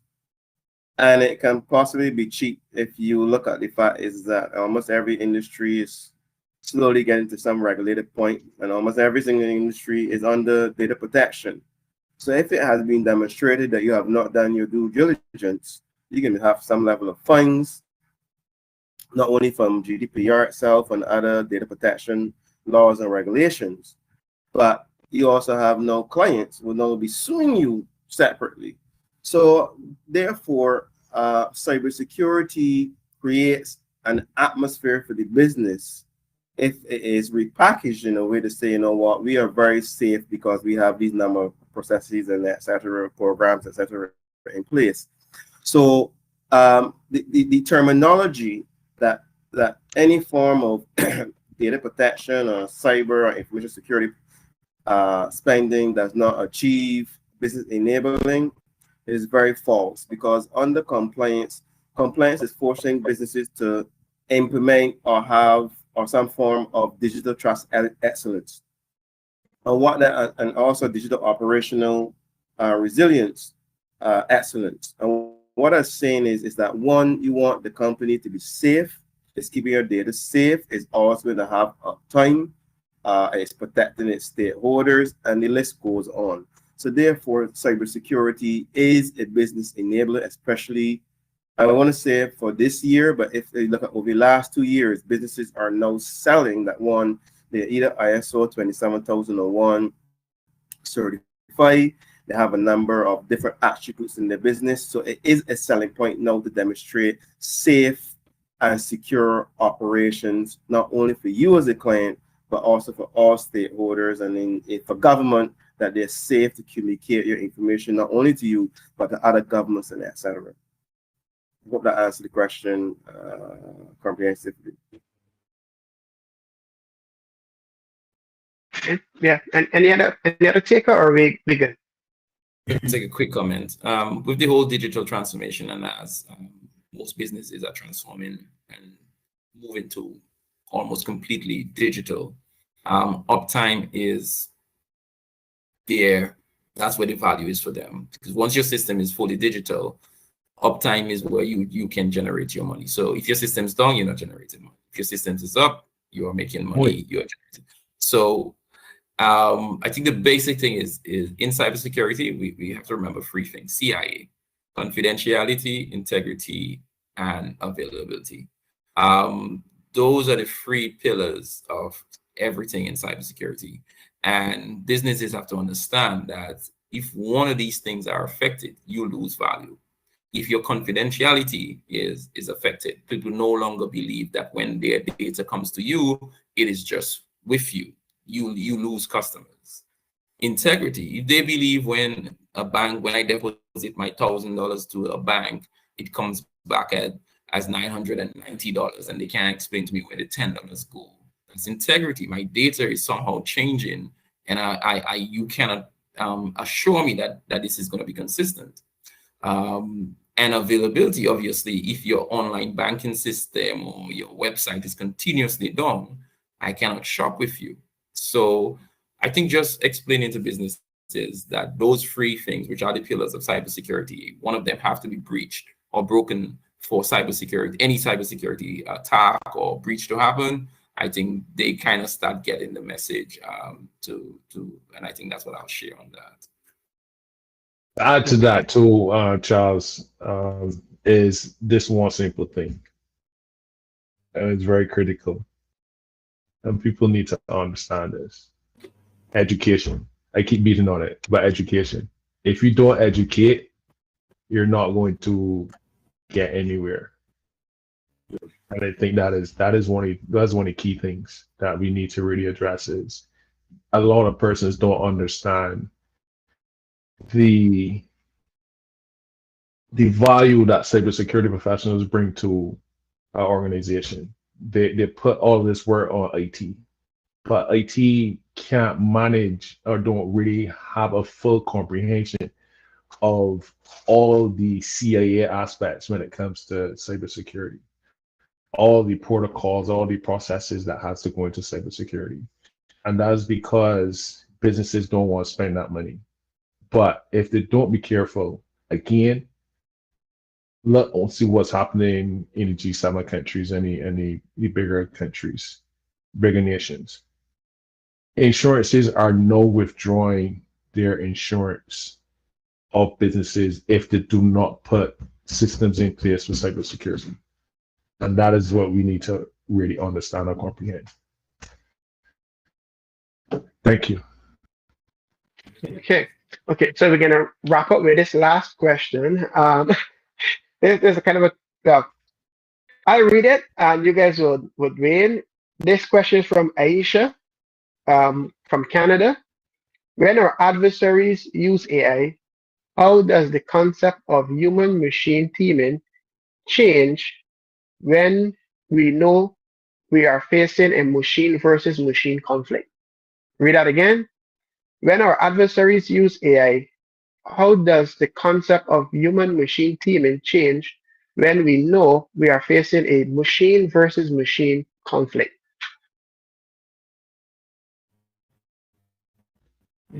I see you smiling. So you want to take the first stab at it? I'm taking a very simplistic view. I say to my AI, sick 'em. But it goes back to the question you asked when when machines start talking to each other, right? That is going to be a language we can't understand. That is going to be at a speed that we can't comprehend. So I think that confrontation is one that we're going to have to consider more, because if your network is being attacked by an AI and you are able to intercept the moves of the AI, but as soon as you intercept the moves of the AI is doing something else. It's adapting to whatever you bring. You are not, as a human, you are not able to adapt as quickly. So the best thing to do is to have, just like how the attacker can have an AI trained to attack, the cybersecurity professionals should have an AI trained to defend. And I think that is the only way that you'll be able to withstand some of these threats using AIs. So it might sound simplistic when I say sick 'em, but basically that is what it is. We have to use the AI to fight the AI. I'll just add to what Roger said. Actually, he kind of cleared up the question for me. You see, you're a real educator. So my thinking, now that Roger kind of gave me some more ideas, is your AI system cannot help you if you actually don't let it help you, in a sense. So AI versus AI, it makes sense, but the underlying thing is that you, as the one that's in charge of your AI, has to sort of allow it to go do that. Now, there's a sort of misconception about hacking and defense that most people, like I did a training earlier this week for some college students, and one person asked me, tell me, like, teach them to hack. And I'm like, well, I can't teach you to hack, because as a cybersecurity person, the most important thing is the underlying concepts of IT, OSI, and basically what networking in the RFCs and what the actual TCP/IP protocol does, and all these protocols and what they do. So they cannot teach you to hack. So as a cybersecurity professional, you have to be on both sides. You have to understand the threats that are coming in. So basically, you have to have the ability to do exactly what the attacker is doing, or at least understand what the attacker is doing.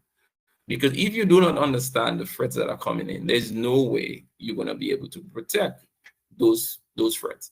And basically, that's what cybersecurity professionals learn. They learn both what to expect from the adversaries and the attackers, and also what and how to defend those attacks. AI is sort of accelerating that now, and you can't even learn the first 10 that came out today, because we probably don't even know about it yet. And by the end of the day, it will be probably 200. But so you're not going to be able to learn all of those things as quickly as it's coming out now, all due to AI. But the thing is, your AI can sort of absorb all of those new things and sort of help you understand what's going on in a very summarized way, because it's just way too much for you. And you set your boundaries as far as what exactly you're trying to defend. And now your AI understand what you're trying to defend. It then knows, well, these are the actions I can take, and these are my boundaries and stuff like that. So it doesn't matter what comes at you. If something keeps reading or trying to read your storage or your file server is really like, this is way too fast for a human being. I am blocking this. And sometimes it might be a new 10 gig card that somebody installed in their computer that allowing the data to be transferred faster. But still, I think the AI did its job, because this is brand new to our network. This data transfer rate has never been seen. I cutting this off. And as a cybersecurity professional, I think my job is done when that happens. And when there's interruption because of that, that's what you hired me for. So on one hand, you kind of have to explain this new threats landscape to a person and have them understand that there's going to be sort of a disruption, but the disruption is going to be due to probably because we're seeing something that we've never seen before. And in order to protect you, in order to protect your business, this is the length that we have to go to, because we can leave it open and then it's actually something, and then we are playing catch up. And in this defense of defending AI and all the new attacks, you cannot take a chance. You have to always be on your highest level of defense for almost everything. The things that we would pass up 5-10 years ago as an anomaly, no longer today. We can just say, that's just some weird bot doing something. So yeah, I think that would be my take on that. Let me add one last piece. The AI does not replace good general information security risk management processes. And what I'm referring to is, in designing of networks, you have the defense in depth and zero trust and so forth. It also implies that going forward, especially if you are procuring equipment for a corporation, etc., you want to find equipment that has above average, in fact, excellent capabilities to be able to survive attacks actually built in. When you going to have to find a solution to cover the extensive weak nature of your organization, you are leaving a lot of doors open. You're going to be spending a lot of money, and you're going to have a lot of interference because you are depending on one tool to do so much. Like, for instance, from what I think Charles was saying, you have limiting capabilities. A solution is scanning, your website, or sending large volumes of emails. You don't need AI to resolve that. But what AI can do is to retrain the system, fine-tune. AI should only be fine-tuning and not massively tuning. So if you are designing networks based on old principles, you're going to find yourself really in certain situations. Let me give you a perfect example. A good few years ago, when responding to DOS and DDoS, distributed denial services, my colleagues had serious problems handling a certain level of traffic. When you have the capabilities to drop traffic, block IP addresses, look into the TCP, in other words, when you have solutions that understand how to mitigate as much as possible, because sometimes you can't always block, you can, but remember, it's still hitting the firewall. Sometimes in a situation how you can handle those TCP connections and UDP connections, having an understanding in a product that you can harden your network implies that when you deploy, let's say, an AI like Darktrace or any sort that can fine-tune, it means then that you have achieved purpose. But when you're going to look for AI that is going to fight AI, which you have to, the fact is that there are many things you can put in place to allow you to just fine-tune than to majorly work with a product that I can guarantee you it's going to cause so many headaches, because You may have a plethora of features. And if you are not, like Neil said, not given that massive manual and trained, many of us within the region, in other places, utilizing solutions that majority of the time is like our phone. We only know maybe 20% or 50% of applications on our phone, even how to use our phone. Everything else, you're wondering why you even have an S23, a S25, or maybe Apple, I don't know, 17, 18, 19, whatever version is out right now. You are going to end up in that same position. So therefore, we have to take that strategic approach from a common sense approach when we come to deploy solutions. I know we're over time. Again, everyone, thank you very much. And it has been a pleasure being here. We have a very fine person, Neil, fantastic trainer, Roger, and I would say a brilliant, just by hearing him talking on the digital forensic parts and AI. Charles, again, thank you very much here. It was a pleasure being part of the panel. Great, man. Sure, we'll meet up after this, Edward. I'll look for you on LinkedIn and we'll definitely link up, man. You were more than a hiccup because we expect to see you in Barbados August 2026. Even if we go find yacht or into Caribbean and get I'm always there actually. Oh, I would say always, but if I ever travel the region, it's usually Barbados. I love Barbados. I always spend there. Got some good friends there. We are hosting the 2026 Digital Forensics and Cybersecurity Summit in Barbados in August, right after crop over. So, but again, it was really a pleasure being here, working with you guys over the last hour, 2 hours, most very enlightening. I hope that the participants out there, very good questions coming from the group that's listening in. And I do hope that we spread the word, because if we don't spread the word amongst ourselves, we are defeating the purpose of working together as one unity in order to defeat these threats. Because no one person, no one company, no one government can defeat these threats. So again, thank you so much. Thank you to the cyber people. Beautiful, beautiful week of 4 days of presentations. And especially that psychological,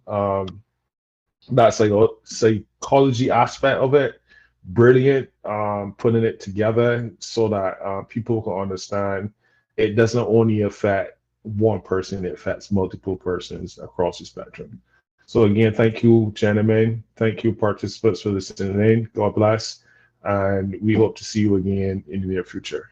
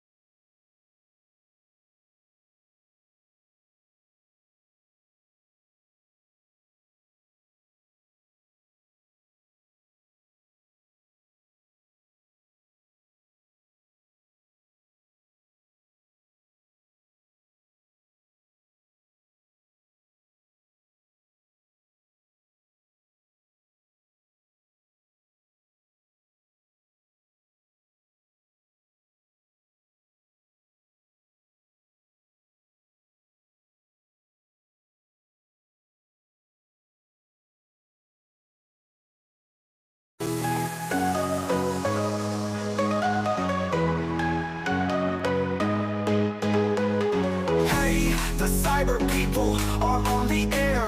For digital safety, we're showing you where. Cybersecurity starts with cyber sense is key.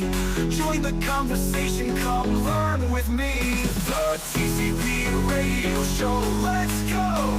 Knowledge and answers, watch them grow. Hear what you need from those who know. This is the TCP radio show. Good morning, everyone. My name is Justin Moore. I'm a part of the Cyber People, and we're just going to have a short recap of recent presentations. On Monday, we kicked off this summit with a keynote from Clifford Benjamin showing us how to become the ultimate firewall. In his keynote, he mentioned that reporting should not be about victim blaming or shaming, but seen as a hero moment. Following his keynote, Dr. Kristen Clark and Omar Clark presented on cognitive biases. They explained that the human mind is structured in such a way that biases can be the downfall or cause for data breaches, and humans can be the greatest defense once trained in awareness. Devon Parrish showed us that cybersecurity is everyone's responsibility, and cybersecurity starts with cyber sense. That's the slogan of the Cyber People, by the way. And also, what makes up an effective cybersecurity awareness training.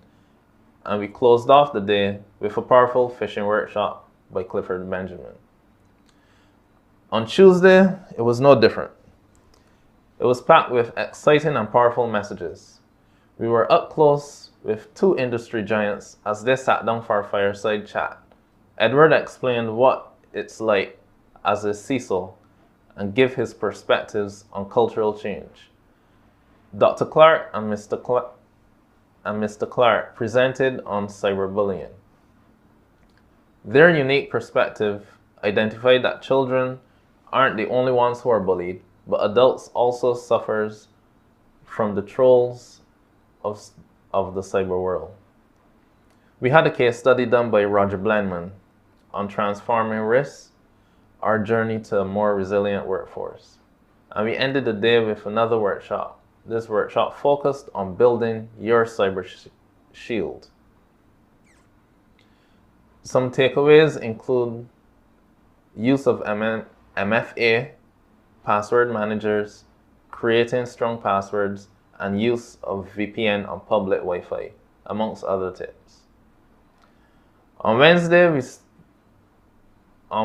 we started with a conversation between Clifford Benjamin and Roger Blackman as they went back in time and spoke about Roger's beginnings into IT and what it was back then dealing with systems and data security. And then his transition into full cybersecurity. And like if that wasn't enough, the summit continued with two other presentations on measuring what matters, KPIs for human risks and awareness, and psychological safety and incident response, supporting your human firewall. We wrapped up Wednesday by telling you what the Cyber People have to offer. Today, we gather around one powerful idea, cultivating cyber resilience. It's not just about defending against threats, it's about building strength to withstand, adapt, and thrive in the face of them. Our guiding principle is simple. Prepare, respond, recover. These three words will carry us forward as we take our next steps together. Why cyber resilience matters. Cyber threats are no longer rare events. They're part of our daily reality. Ransomware, phishing, data breaches. The truth is, it's not a matter of if, but when. That's why resilience matters. It's about preparing in advance, so that when an attack happens, we can respond effectively and recover quickly. Everyone, every employee, every leader has a role to play in this journey. Cyber resilience isn't just IT's job. It's everyone's responsibility. So what exactly is cyber resilience? At its core, it's the ability to prepare, respond, and recover from cyber incidents. Notice, it's not just about tools or firewalls. It's about processes, culture, and mindset. It's about expecting challenges and being ready to meet them. True resilience means we don't just survive disruptions. We adapt and emerge stronger than before. Cyber threats are growing in scale, in sophistication, in speed. Phishing emails slip into inboxes every day. Ransomware is shutting down hospitals, schools, and businesses. Data breaches are exposing sensitive information in record numbers. The threat landscape is shifting constantly, which is why our strategies must focus not only on prevention, but on resilience, being ready to respond and recover when prevention isn't enough. Next steps to cultivate cyber resilience. So how do we start? There are 5 practical steps. Step 1, educate and train your team. Step 2, implement basic security measures. Step 3, develop an incident response plan. Step 4, regularly test and review your defenses. And step 5, foster a culture of security. Each step connects back to our theme: prepare, respond, recover. Education prepares us. Incident response ensures we respond. And culture ensures we recover and sustain resilience over time. Preparation begins with people. No matter how strong our technology is, one click on a phishing link can undo it all.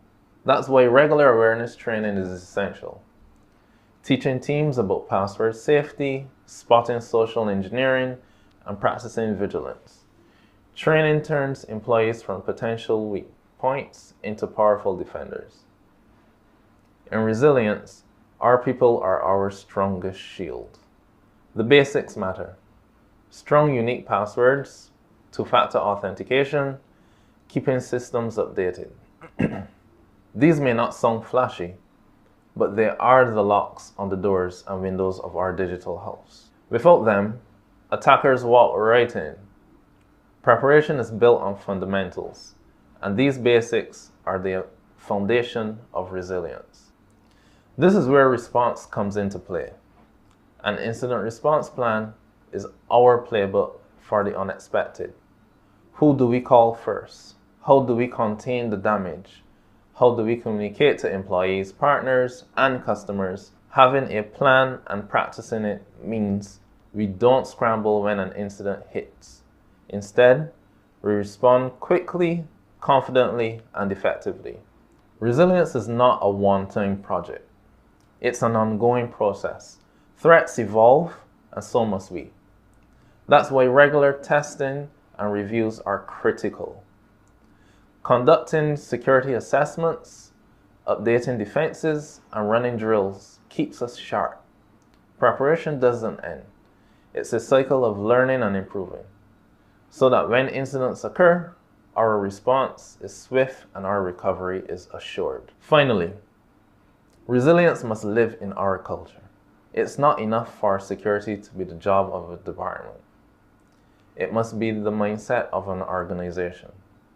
When everyone is alert, vigilant, and proactive, resilience becomes second nature.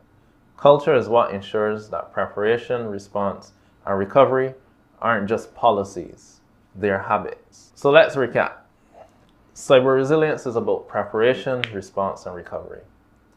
Everyone has a role to play, and resilience doesn't require giant leaps.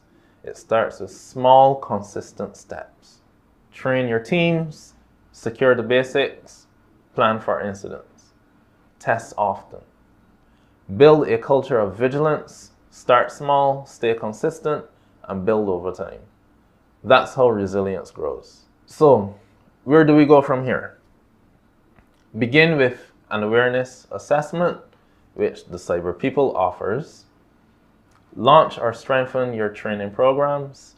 Review or update your incident response plan. And remember, you're not alone.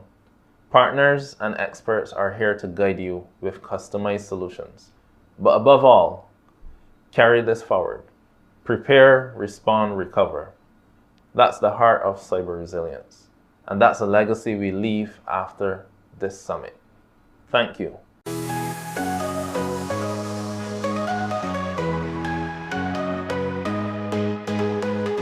Hey, the cyber people are on the air for digital safety. We're showing you where cybersecurity starts with cyber sense is key. Join the conversation, come learn with me.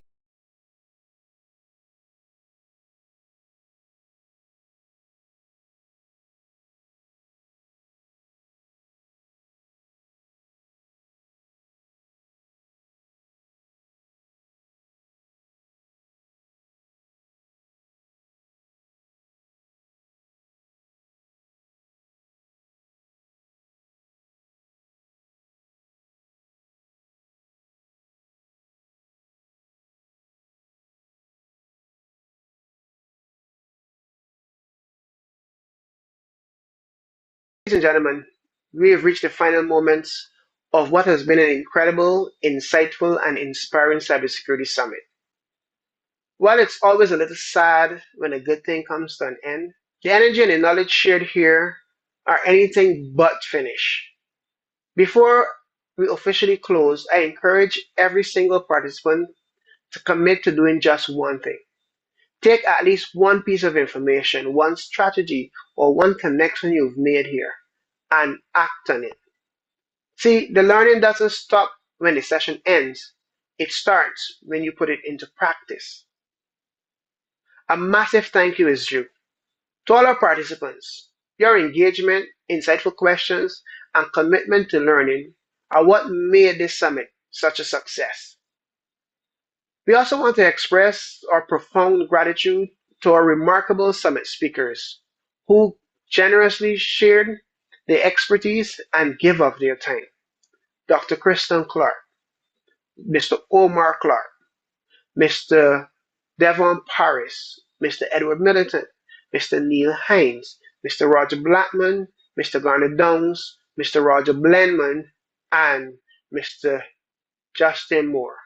Your contributions were invaluable. A special thank you also goes out to Mr. Charles Grant for accepting to be a part of our panel discussion. We finally want to acknowledge the hard work put in by Rico Moore and Kenny Renee.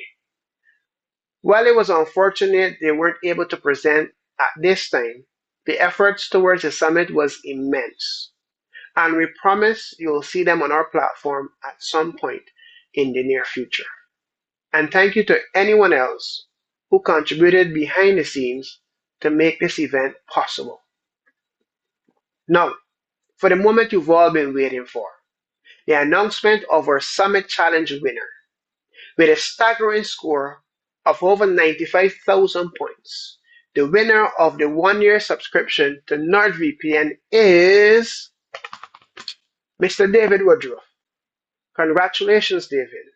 Someone from our team will reach out to you in the coming days to arrange the collection of your fantastic prize. While the summit may have concluded, the mission of the cyber people is just getting started. We are now gearing up to bring you new and exciting things in the near future. To stay connected, please follow us on our social media platforms, subscribe to our YouTube channel, and tune in to our podcast. That's where you'll find the updates on what's coming next. And speaking of the future, we invite you all to stay tuned for what will be truly a big event, the 2026 Caribbean Digital Forensics and Cybersecurity Summit, right here on the beautiful island of Barbados, for an expanded event featuring extensive training opportunities, demos from various vendors, and so much more. You don't want to miss it. Thank you once again for being a part of our community. We wish you a blessed day and great success in implementing the knowledge you've gained. Farewell, and we look forward to connecting with you soon.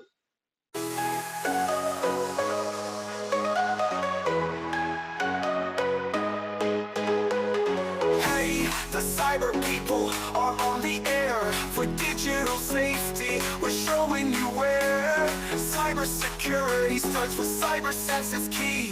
Join the conversation, come learn with me. The TCP radio show, let's go. Knowledge and answers, watch them grow. Hear what you need from the